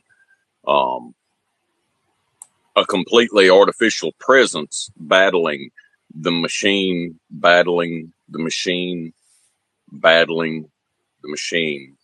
That there's this an art project in China where it shows this machine that it's busted on the bottom and its hydraulic oil is leaking out, and the whole time it's trying to keep the liquid. The more liquid it keeps inside of it, the longer it stays alive, and the only thing that it done was wore itself out trying to keep the liquid in. That's how it works. That's how it works. Yeah, we have a machine. The machine is called printing fiat currency. That's the machine, and that machine is coming to an end. The exports of inflation on a one world currency will not work, and that goes also for the ordinary banking surrounding it, which will create money out of thin air and to make it believable or trustworthy, they put the interest on top. The interest is not created at the moment when your loan is taken, and all printed money comes from debt. That's how they can balance this system. But they cannot, without new debt created, they cannot fulfill the requirement of paying off the accumulated interest cost when the real economy is not growing at such a fast rate that they can hide it, even if they do the double keeping of the books. But this is how it goes. This is how it works, and we are coming to an end on that system. And that's actually nothing we can do about it. We can just learn from it, so that kind of financial system is not going to be the next one for the future generations. And with that, we will revert to Peter Thiel, who was actually involved in the startup of the BRICS countries, or the BRIC as they were called at that first time, which is not really a bad thing. So therefore we are on the Hail Mary thing when it comes to this. It's impossible to know. Explain that to me. How do you think it weren't a bad thing? I see the Build Back Better is not even Build Back Better. Maybe Trump's hidden way, the Democrats' hidden way of hinting to the public of bring business back. Yeah. Because, with the NAFTA agreements, they all let it go out. Yeah, whether or not we'll get it back.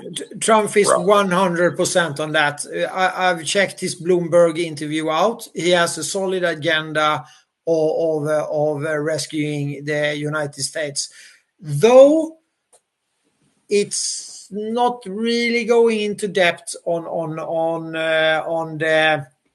the Fed private issued fiat currency. I think that is a sensitive subject. So no, wait. It's not a sensitive or insensitive. Just be honest. What we have is a reserve currency. Yeah. For me, it's not the dollar. What we have as a reserve currency is no longer. Meaning America can't even be America. We're no longer the reserve currency, meaning even Americans will have to change to be something else. You could say another way of thinking, because the oligarchy, and I'm not saying that the Americans, but the oligarchy, and that's not Americans all in all. We have some few others, the good old Viking gang as well. So the oligarchy has exported the US inflation by putting a fee on top of 3% about for all countries dealing in the dollar, and forced it upon them by the central banking system. So it's an oligarchy tool. In other words, they used the dollar, which was free at one time, to exploit the rest of the nations privately. And now that they've done that, they can expose them openly. Yeah. Right. Which is worse. The blowback on this is, of course, gonna hit the shit will hit the fan, and it will do so in October, when 80% of the world's countries, 77% of the GDP will enter a new financial system. And just to make clear, this is nothing happening overnight or so. They've been pulling their own Atlantic cables for over 10 years to make sure that they have safe systems to be able to transfer information and exchange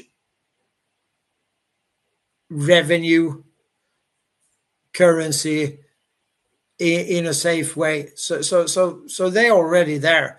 This will be a... Tell me, what would be the best way to advertise that? Because, October, November, December, we're coming into Thanksgiving months. That'll be the holiday seasons. Why? That should be like an October blowout edition, or an October Halloween edition. Clearance. Everything's on sale. A 5-finger discount, as a matter of fact. Just take whatever the fuck you want. 99% off. 99% off. Well, I would say, if I have been, the incoming president, whoever I am, if I would be the incoming president, I would like to give the blame on a financial collapse for the Fed dollar. I'm saying the Fed dollar on Biden. That would be pretty convenient, right. In an opinion perspective, because mainly people might not discuss this in the lengths that we will do here. So mainly, I would say that would be a reasonable strategical move to let Biden take the fall. It would make sense. Yes. Because I see the transference of power coming with the sweeping reforms set to begin with the Supreme Court having a prosecutor, lawyer, with full power at the helm to make decisions or actually just influence. Wow. That's terrifying. Yeah, the update or the let's say it's not really an update. It's more a reform back to where it was supposed to be of the US legal system will come first. You will be the first country that will have an updated, reasonable legal system, because you have the best constitution and you have so many great people that will fight to restore sensible law and a sensible contract between states and individual states, federal. The so-called social contract, you could call it, but that contract is broken long time ago, 1871. I would say, for you guys, we have been worse off way earlier than that. So you are still in a pretty good position actually when it comes to that kind of possibilities to restore, reset, maybe do some upgrades, but to get rid of the oligarchy system. I mean, it's very well I don't know. deeply Hold rooted on. here. Hold on. Yeah, before you run ahead of that, they put. You remember the executive orders that they put out there tell on things, so you can't help but use them, right, to apply to them. So the executive order that's centered around being able to go back and call on certain administrations and where mergers might be going, certain ventures, etc. Also, put in there the to restructure, to repair, the right to repair act. So they've done an executive order. They revamped an executive order on the right to repair, and Apple fell hard under that. That now some of their products could be released to be reworked on, which told me a big thing. All the over order, to allow them to just kind of struggle a little bit and use up their resources. So the idea of going back, kind of like RCA used to have the patents on fixing things, small electronic patents. Well, I think it would be a huge market all on its own if somebody were to pick up the tab on having to go back to repair appliances because they're not going to make, or if, they might regulate the way people buy new products versus if they have old products that are still usable. What do they call it?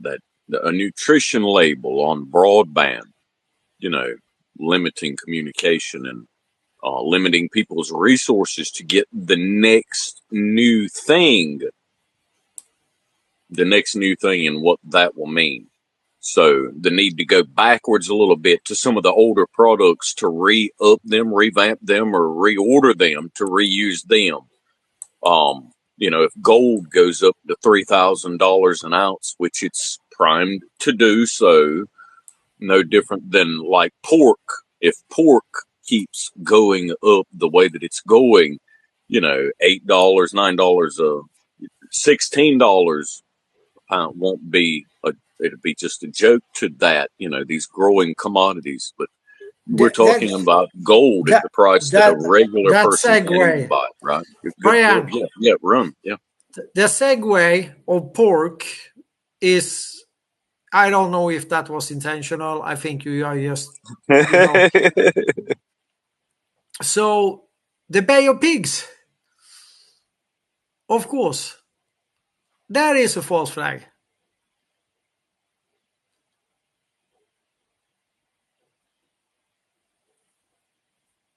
So, just falling on the lines of provisional measures there, just, calling it.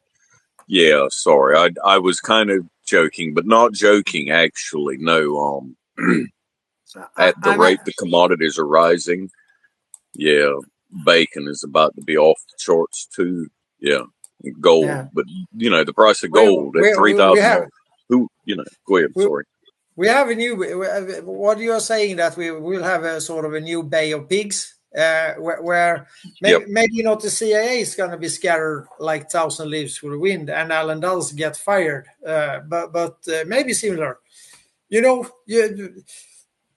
The inflict of pain on the peoples in the West, they might have to be there to shake people out of it. So we have a sort of a new Bay of Pigs reinvented, but we could we stay on the team. This is a false flag of a magnitude. So if you look up in the Jumbotron, you will see a Douglas A-26C Invader painted as Cuban Air Force for the Bay of Pig invasion by CIA. That's almost fun.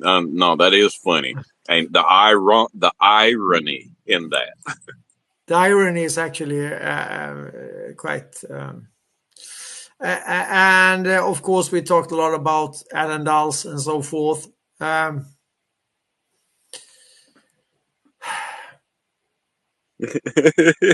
Don't let it frustrate you, Mark. I'm We have so much to talk about here, and it's almost hard to even gather how in time, in touch, in relation it is, and how much that matters symbolically and metaphorically and physically, right?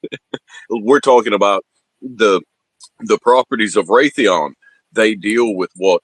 The air, sea, land, right? The rights and the provisional elements of those properties, and within its interiors and the it's amazing the way that these things just kind of come full circle. Yeah, and coming to those islands and so on, so we can just conclude that was an obvious a attempted false flag that led to that Alan Dulles were fired, and at the same time here, JFK is also issuing 4.6 billions of the treasury dollar. JFK subsequently, of course, gets assassinated. This assassination has been very thoroughly investigated, forth and back, high and low, up and down. Well, However, if you were Alan Dulles, would you have rather taken a bullet or been fired? Exactly. So Alan Dulles got fired and Kennedy got shot. And who do they put on top of this investigation? Mr. Alan Dulles. So the documentation is still disclosed. Everything is not out in the open. It will be, and it will probably be, well, some of the speculations, some of the investigations, one or the other is of course on the mark, I would say. However, until it's proven, it's not proven. Until the total investigation is publicly disclosed, we still will be called, as Alan Dulles introduced by himself to the Mockingbird media, the conspiracy theorist. That is Alan Dulles. And this brother Dulles, they also, just by accident, happen to be the personal friends of the Wallenbergs, and the personal friend, actually childhood friends with Thomas McKittrick, who is put in charge or in top of the Bank for International Settlements during the war years. He is also, by accident, coincident, also the protege of the brothers are the ones that we see, but you have a father, Wallenberg, and Marcus, the senior, that is his, let's call it mentor in this.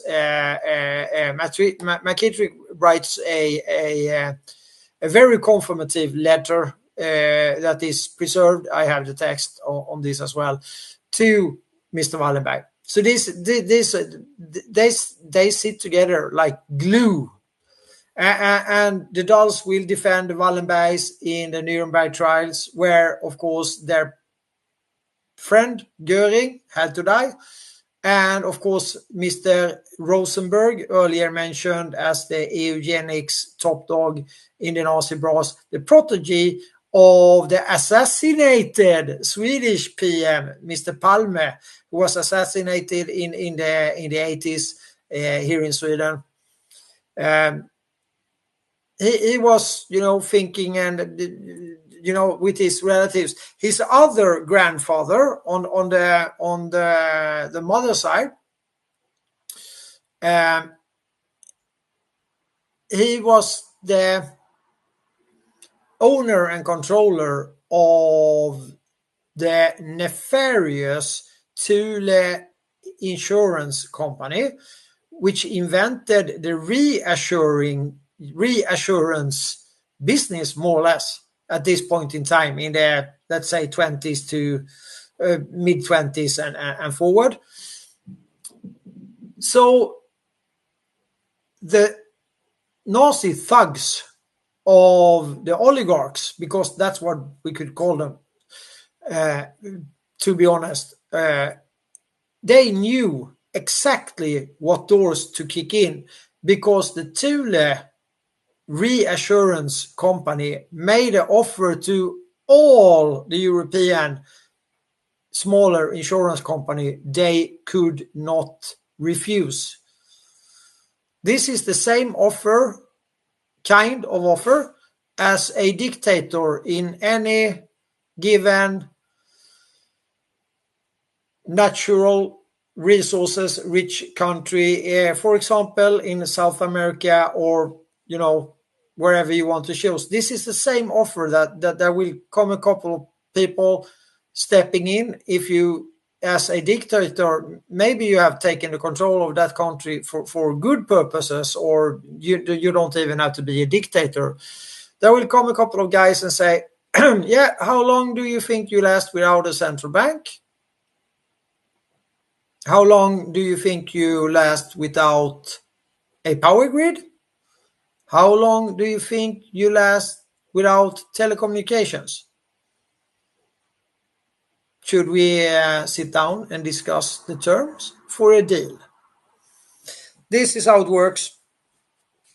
This is how it works. That's the tools of the main oligarchs. And if you add Vanguard and especially BlackRock, well, if you are not self-supplied with food, the food will not enter your harbors, because the food is on a Vanguard or BlackRock large container ship going forth and back all over the world to control the food supply chain. According to Ice Age farmers that have been banned and scrubbed and everything, they made the calculations that almost 50% of the world food is thrown away because of this way of controlling it, with those floating storage, we could call it. Not to talk about the environmental aspect of it, with raw oil fueled very large ships. So think about it. So now we have several assassinations here in one go, and the Bay of Pigs and the Allen Dulles. And then we can turn this into looking at the assassination attempt on the coming president, we should say, at least the official coming. Maybe we don't really know the history with Biden, actually. Well, we know one part of Biden's history. It is that if you remember early on in this space, we talked about Winston Churchill, the first honorary citizen of the United States. Guess what? In 1981, a young and maybe not so, falling from everything Biden, he was the one that lobbied and took care of the business to get the second honorary, and there are 8 in total, actually, into the US. And guess what? It's Raoul Wallenberg, the only person that George Soros admires besides his father. You can't make shit like this up. This is factual. And according to it, can I ask you a question? What is the true get at him now? For so long, Ericsson was the one that was kind of in charge of, between Ericsson and I would suggest PwC on telecommunications security, the 911 system, ISO. So now we're seeing Verizon Wireless competing against AT&T for the provisional 911 emergency services. Yeah. AT&T will be Ericsson in this case. So I think that is because the people need to pay a little bit attention to it. In reality, I would say, guess, speculate that the fifth branch or the new branch of the United States Armed Forces, the Space Force, probably is in control over those systems, those digital, very critical systems, I would say, but I have no confirmation of that, and I probably will never get. But I would say that is reasonable since they've been, as of 2019, during the Trump administration, he went for one company. He started out his campaign in 2016, and that's Ericsson. He started out his campaign speak with there is a company called Ericsson. That's the get-go. That's the start of it. And he delivered. So 2019, during the summer, August, September, they were put under the totally new, came out of nowhere, big army unit called the Space Force, which of course was ridiculed, and the mainstream media, blah blah blah blah, did the usual stuff. But in reality, they took care of the business of controlling the Ericsson company in US, and thereby also, and as you saw on the map above, in the rest of the world, in one way or the other, different portions maybe. But that's the likely, if you look at it from a strategical point of view. Can I make mention the one thing that I think the Nazis learned from World War I and World War II?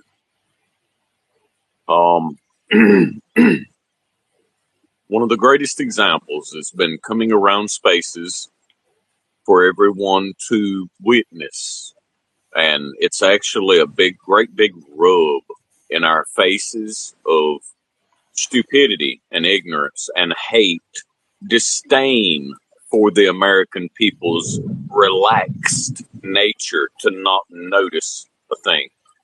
But there's a doctor that is being presented with the MK Ultra files, not just a doctor, but a colonel, military person, a person that was in the program or possibly part of the program, but the idea of stay in your lane, only do your job. The Nazis' biggest excuse after the wars was, I was only doing my job, meaning I didn't have time. I was not allowed to focus on anything else. I couldn't go outside of my lane if I seen something questionable. Just keep my head down, just do my job.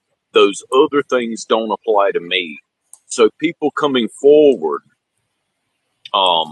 with the idea I was just doing my job, I had no idea these other things were taking place.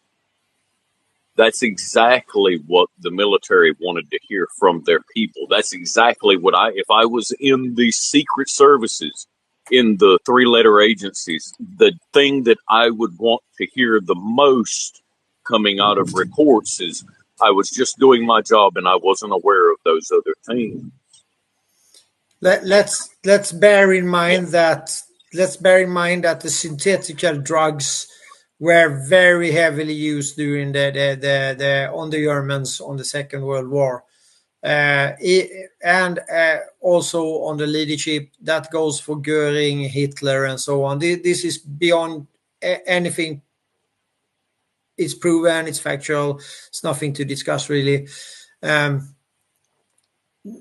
Going full circle around on that one, maybe we should talk about I put up, because where we were aiming before, because we were on Alan Dulles, MK Ultra and so on, I put the article out and it's up in the Jumbotron.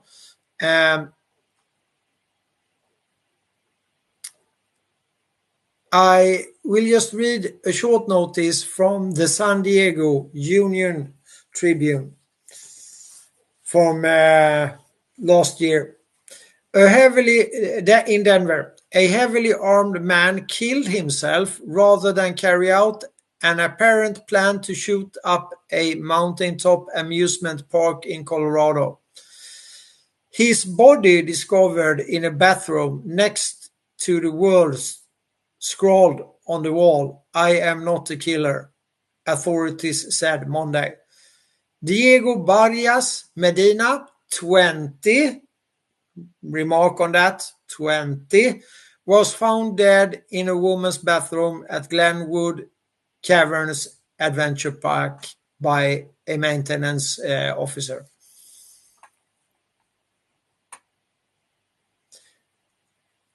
When did this happen, Mott? 23, Last year.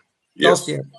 I Oh, okay. remember. I remember when the article came forward, and I thought to myself, and we talked about it even, Mott. You remember we agreed together that there should probably be a lot more of those that turn up, and thank God they don't.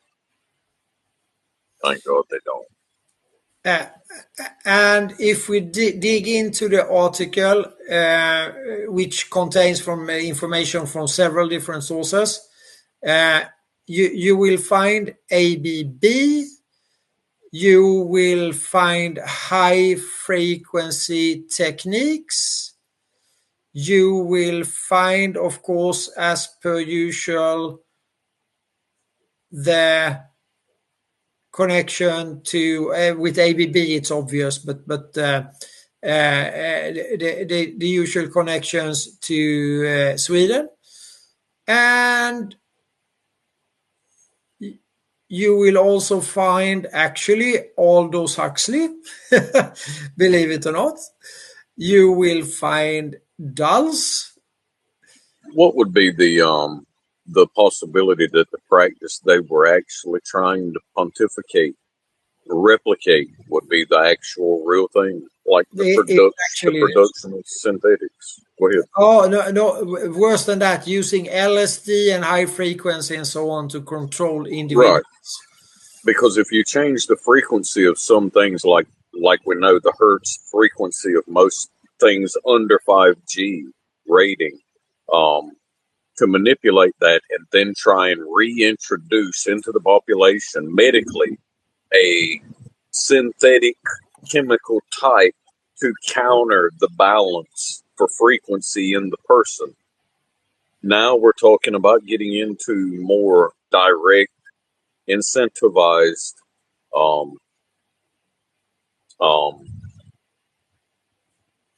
widespread manipulations, you know.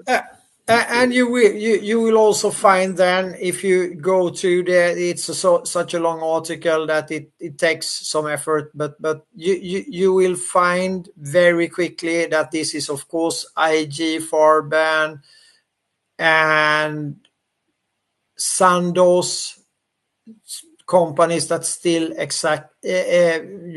have survived. You will find some history about how it went on in the US even before the war. And of course, that's natural, since the board of the American IG is like, it's Morgan and Ford and blah, blah, blah, the usual suspects. So you will also... I think that, sorry. I think that as we pick up here, coming here to more modern history up to the 80s, and it's going to be a lot more difficult to talk about, Maud. We're actually going to need some help. I thought about this greatly. It's easier to talk about the history, the farther back we go, and previous history, right, related to us, because it doesn't necessarily imply the technical, well, it does imply the technical sense, but without the technology. so embedded there with it. But now past the 80s, coming up to today, 2000 and into these days, it'll get far harder to explain because of the two things that happen.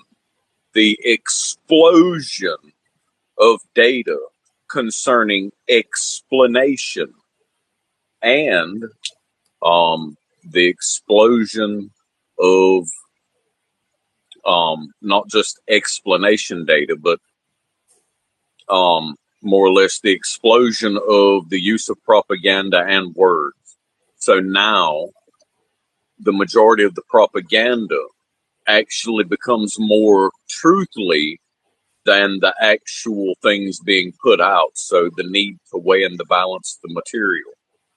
It'll be far harder to talk about things in today's perspective, considering how much fuller the pot of spaghetti became. Does that make sense? Yeah. In other words, spreading it out, like going from one data center to opening up 100 data centers to talk about out of. So the language around it has grown 10 times exponentially. The fast tracking of agendas, the fast tracking of engineering, of careers, the fast tracking of data engineering, how fast that occurred. We might need some help talking about that because, wow, the red and the blue team, when they find out that they were always playing together, not as though battling each other, but to push the data, then it'll get more complicated, right? So I think that is getting pretty obvious. The good long traditions of rhinos and dinos and the language and the perception of the US population. I think that it will play good in hand these days because I think that it's a rather small part that sees everything in left and right perspective these days. I think that would say that have changed quite a bit. So I urge you in the aftermath of the recent assassination attempt on Donald J. Trump, I urge you to take a look at the rather extended article, and there are some links in it as well. But I think it could be useful since I don't know when I published this one, but it fits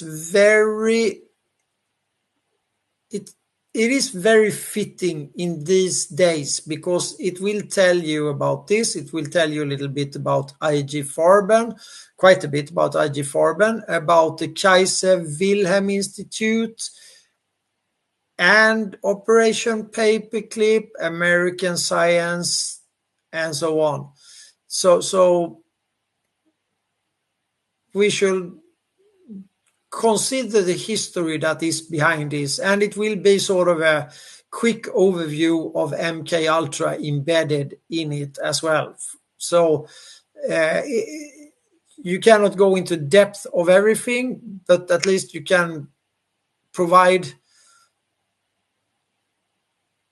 a bit of a helicopter perspective of the involved entities and what they did or not did.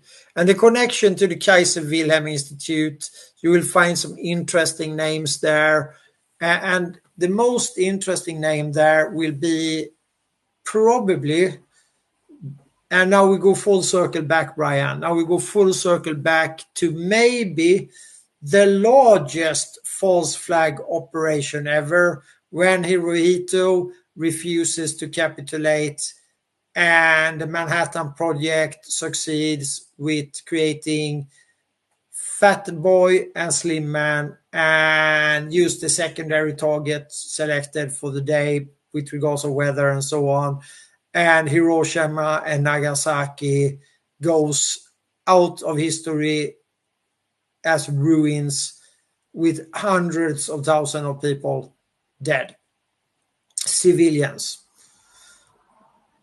This operation would not, and I repeat, would not have happened if the technology were not provided by the same people that runs, well, the heritage, of course, it's not this generation, but the same entities that today are the military industrial complex. They are the medicine industrial complex. They are controlling the food.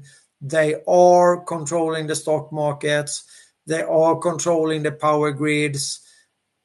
And much of their core business ends up in the backyard of Mordor, where Bombadil have walked around protected under the guise of neutrality for a long time, at least according to Tolkien.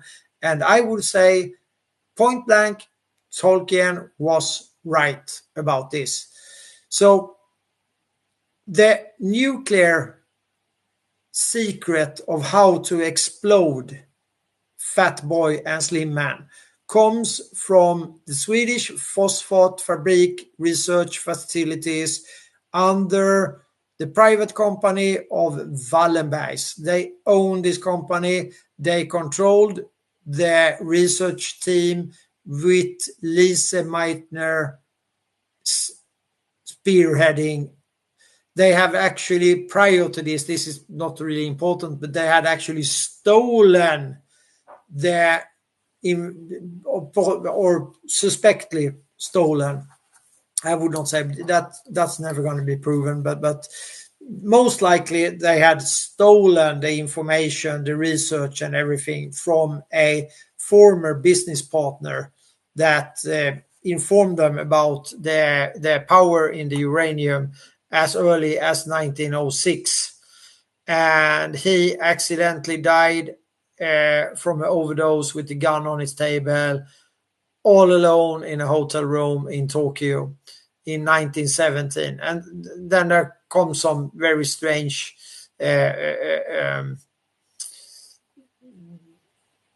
such was the same assassination attempt of Lenin at the same time, which I don't think it was as much of an assassination attempt as I think it was a self-assisting fall. 4 strokes later, he understood that he just hurt himself, I believe. I don't know. Well, we are not sure about that, but Lenin tried to go a little bit of his own way. He is actually of Swedish heritage and spoke Swedish. And he took the strangest round trip ever to get to St. Petersburg to complete the second attempt of the Russian Revolution, financed by the same oligarchs that we have been talking about today, without any doubt. And the kickback went to Sweden, 500 tons of gold. But that's pretty ironic the way. Sorry, I don't mean to keep cutting you off or jumping in. My apologies. Excellent conversation there. The same happening sort of incident occurred there in China. You're saying it's 1917. Yep. Wow.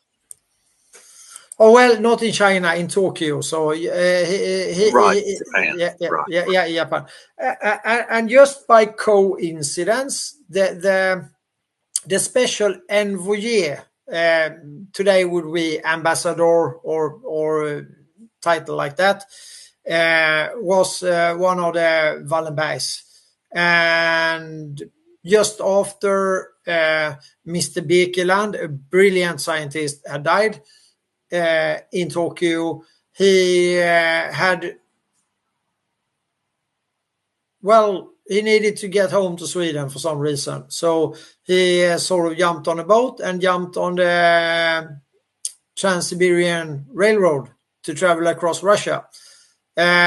But he never got across. He was detained for a little while and sent back. He was not allowed to travel to Russia for some reason. So he had to take the round trip through the US and to get to Sweden. He resigned his Swedish, as soon as he came home, he more or less resigned his Swedish citizenship and became a Turkish citizen for some reason. Now, according to Japan and their history, if I could ask a question, in that time era, when we had started, a little while after that, coming up to the Depression, in the 20s, where we were given the order to not supply the Japanese through the islands. What exactly was the symbolic significance on the red dot? They wore the bandana for a long time, and the flag also bearing it, but the red dot, the dot plot, the blood. What does that mean exactly? If you could tell me, can you help me work that out? The red dot. It's the sun. So that's the point. Because that's the same dot that, I guess, our .com, the point, the X of its deriving. I know that sounds like I'm drawing a blank there. It's odd to me. That's come up here recently, the red dot, and its meaning behind some of these things. But maybe I'm stretching it a bit much. Let me think on that a little bit more. Please continue. Sorry. No problems. For me, it's the sun. I have never heard any other explanation. And the ties then with these Seraphim orders and the Nobel Prize. Do remember that the starvation or the financial starvation of the Japanese to push them into or motivate. Maybe it was opinion that was needed, and these are conducted by the Stevenson and I forgot his name. I need to back check. The one that received the Nobel Prize. I'll have to check it. I lost his name now. It's getting late.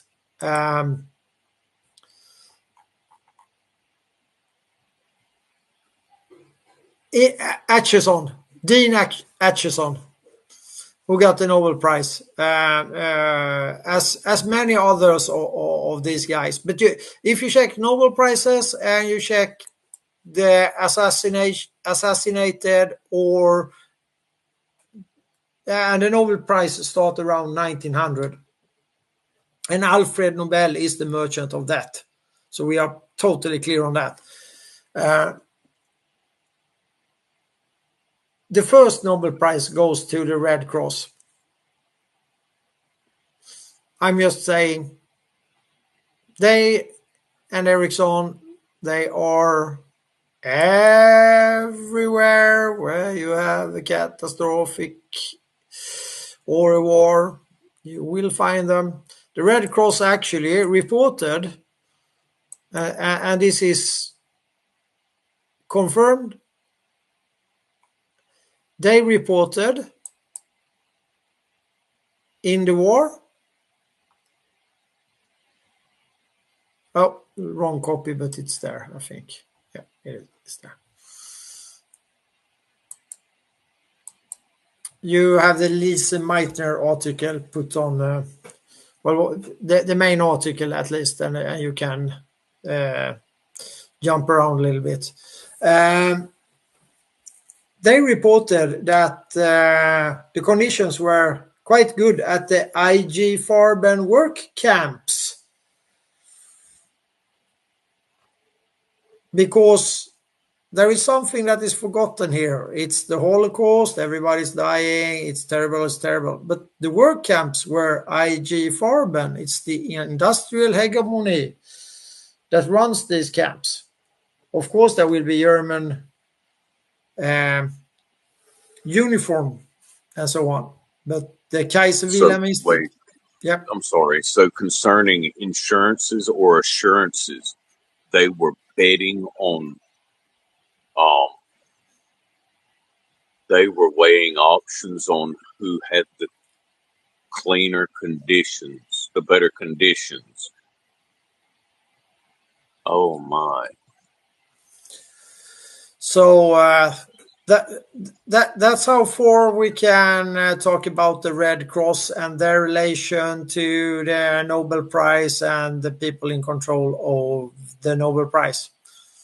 And when you hear the speech, I will put it out the next time. Actually, we can discuss Nobel. So I can put it out before when we call to the next space. When you hear Nobel Prize speech by Obama, you will. I will pick a short bit out of it, so you don't have to listen to 45 minutes of Obama. That is painful enough, I would say. But considering what I said earlier, you can't make shit like this up. So we have Obama praising Wallenbergs. We have Biden putting in Raoul Wallenberg as the second honorary citizen. We have Soros stating that he had two men he admired, his own father and Wallenberg. So I think you can spot the trend here, maybe. I can for sure spot the trend. I'm just saying that this doesn't prove anything, but the receipts for these moves and everything is obvious. And if you add the nuclear weapon on top of it, as possibly we could call it the largest false flag operation ever. Of course, with so many victims, in order to start the Cold War, which will be very beneficial for the military industrial complex and the bankers, of course. And if you think about that, it ended very abruptly. Somebody just pulled the plug on it and said, hey, we're not going to do this. Boom, over in a week. Somebody pulled the plug. The Warsaw Pact disappeared in just a few days.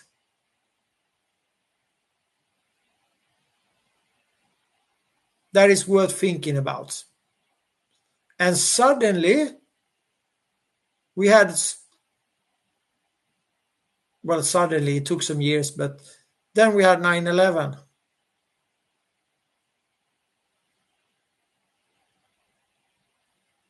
Yeah, we did.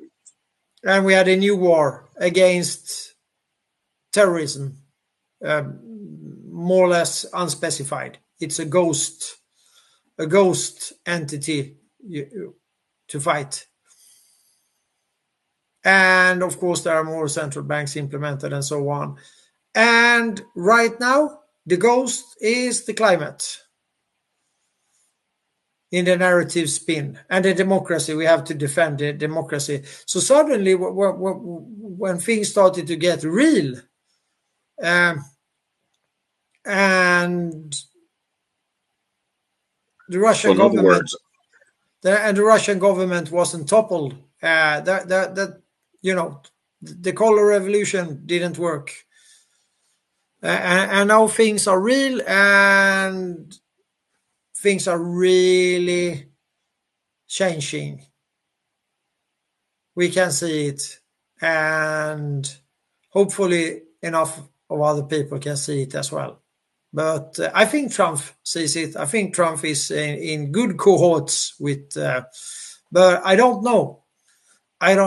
But I would say that he is in a good way in cohorts with the large number of countries, leaders, whatever you want to call them, that simply wants to end the bankers' wars, because almost all of them have been bankers' wars, and almost all of them have been started by a false flag in one way or another. If not, it has been a colored flag, a color revolution. Then you might not say it's a false one, but we for sure know that, at the Maidan, the recent one, 2014, the Maidan coup d'état, the Gladio operators were shooting civilians from the roof to get things moving in a violent way. This is how they do it. So let's hope that Mr. Trump is wrong on his statement that we really have to learn the population the true meaning of the nuclear weapon. But we are tiptoeing. We are tiptoeing around a, let's call it the sum of all fears moment or whatever. We are tiptoeing around it as I see it now. With that said, Brian, it's getting very late here. We've been going for 2.5 hours. Should we throw out some mics, Tish, to get some Q&A? Yes, if anybody wants a mic, please request. Anyone? Come on up. As we're doing that, if I might stress the importance of the Japanese here in this scenario, would you, I mean, roughly in size, we're witnessing a trifecta, literally between Japan, Israel, and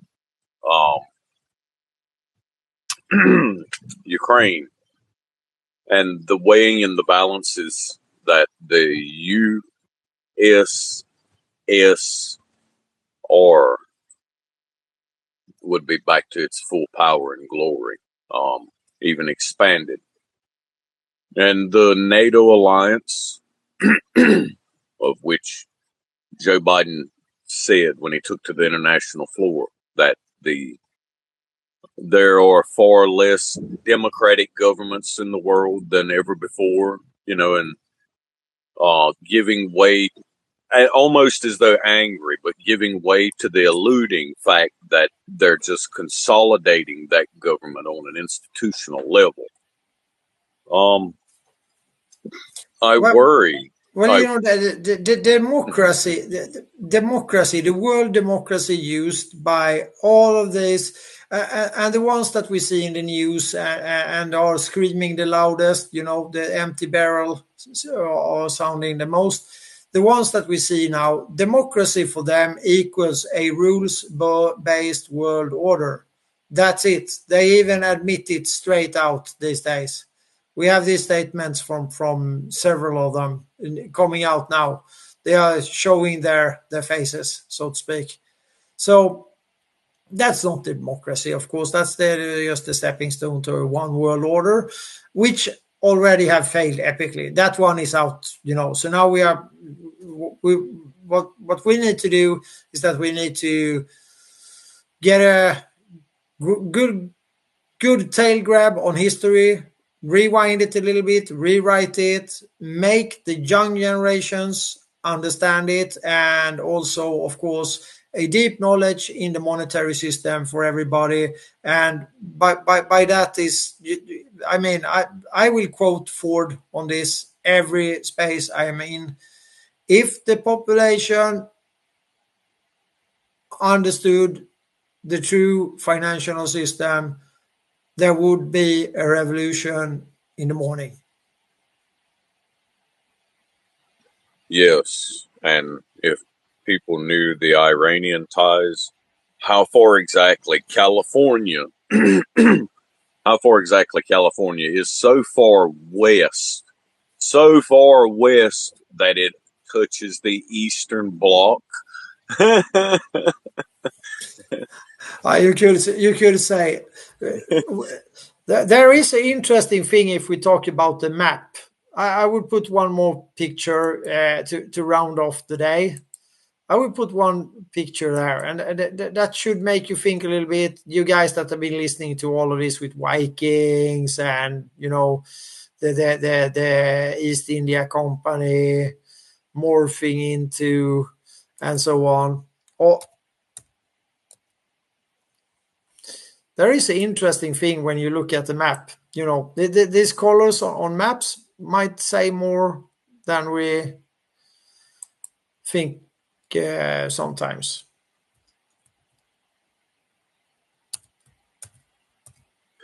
I believe you on that. Sometimes, yeah, maps can be very revealing. They could be. I'm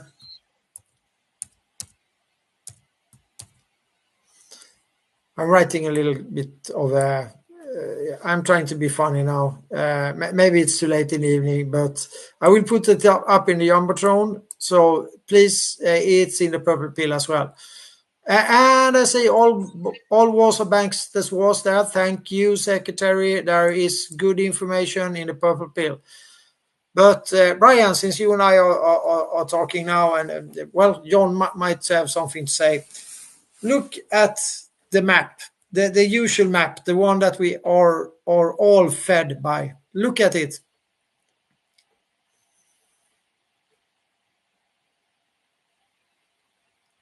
Why isn't Washington, D.C. in the center?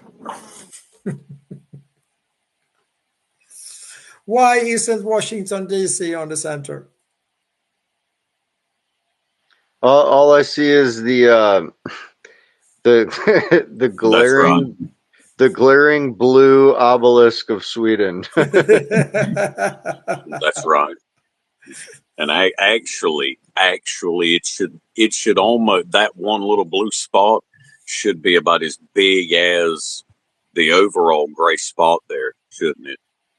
Well, you see, if it had to be depicted by, like, yeah, in size, what it compares to, right? Yeah, it's and then you see all of these vast lands, Russia, the US, Russia 13 time zones, US 6 time zones, I think, and the vast wilderness, the vast natural resources, and then you think, oh, it's banking. It's banking that controls us. It's the trust in money. It's some few oligarchs, and you start to think, and the proportions are, I guess, pretty good on these maps. But we have seen maps where Africa is scaled down quite a bit as well, and so on. But the proportions are reasonable on this particular one. So.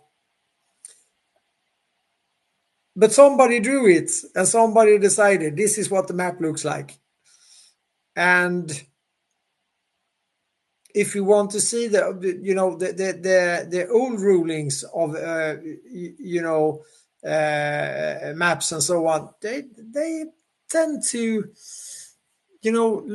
and we have some principal maps as well. I will put out one of those old one. It's not, well, it's almost Viking old, but I will put that one up there also. Just so you have a little bit to think about after this space. I will see if I can find that one. Yeah, there you go.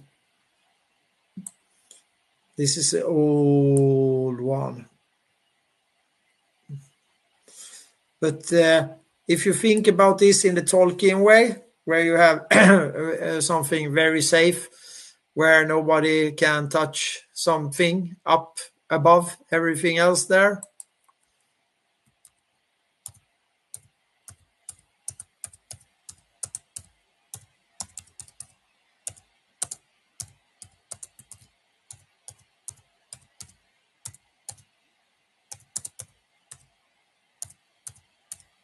It's actually quite fascinating. I'm learning to be, the one thing that it has taught me, Mott, is the art of being a little bit more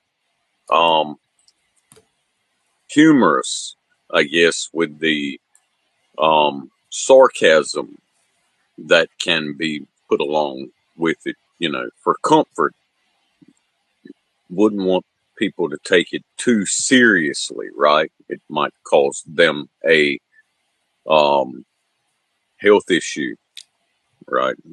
That's the one thing that we can't do to people, is cause them health issues that might, shift the conditions in the climate.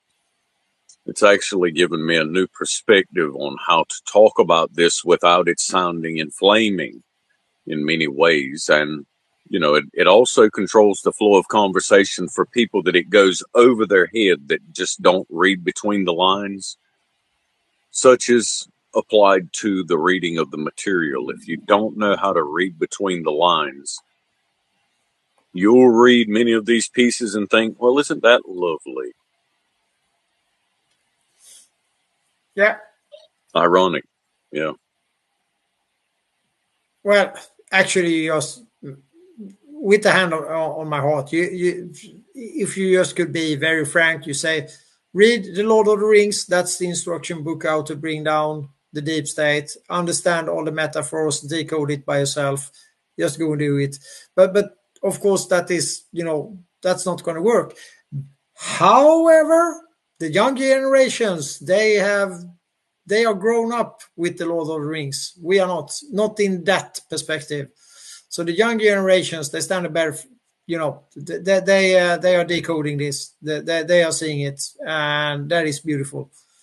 That is really beautiful. So and for you, So if I could ask a personal question here, just kind of putting all of that aside, just kind of between me and you, and I know that's hard to ask and, for that to be answered here on the space in such an open way, so many people present or otherwise listening in, but considering our meeting and the talks that we've had, how am I doing, Mark? I've told you a lot of things so far. We've had quite a few discussions, and from the sentiments of I can show you better than I can tell you, and the way things are going, kind of walking forward. How are we walking? Are we walking at an even pace here? Or are we stopping too much to catch up or disseminate things? How am I maybe doing on you answering up to you, I guess? I think you are doing good, and you bring your perspective. We can, of course, not do the same kind of research and so on. So it's always valuable. It's not always what I want to hear, but I'm not here to hear things that I want to hear. I want to hear things that I do not want to hear, because they make me think and reflect over that reality is so complex when it comes to these matters, that the more you learn, the more you comprehend, the more you understand. This is understandable. I know I should not use the word, but the more you understand how little you have comprehended so far. That's the way it is. Sometimes it's really hard to keep the helicopter view or the satellite view or the eagle's view, call it what you want. Sometimes it is really hard, actually. But in order to move this forward and to be able to talk about the articles, give overviews, walk the timelines. And I have like 10 more assassinations and false flags that we could jump into, but we might just continue the next time, because there come some other topics during this one. That's nice. We have such a very polite audience that really is digging in, hopefully doing the bookmarking, and we have run some spaces in Swedish where we actually have used very much of interactive maps and so on, and those have been very appreciated. So I'm just trying to figure out how I could be able to do these interactive maps in English. It would work out fine, I think, but we need to talk to that to our dear host Tisha, to our co-host secretary, and to our other co-host John, who is always a rock to lean upon in these spaces. By that, Brian, thank you very much for today. John, Tisha, famous last words would be great from you guys. I will crash my banged up old SU-737 straight into the Monvik Castle with a big boom of stinky noble dynamite. Kaboom!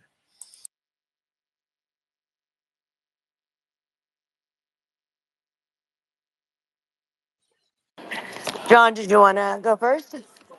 I'm good. Thank you everybody for coming by, and Mott and Mr. Secretary, thank you so much for your wonderful hospitality, and all of your great information. I love how things are broken down in these spaces. So thank you guys so much for all of your efforts. Appreciate it. Thank you, everyone. Please follow each other. We meet every Thursday. And if anybody has questions, feel free to DM me, Mott, the secretary, John, Brian.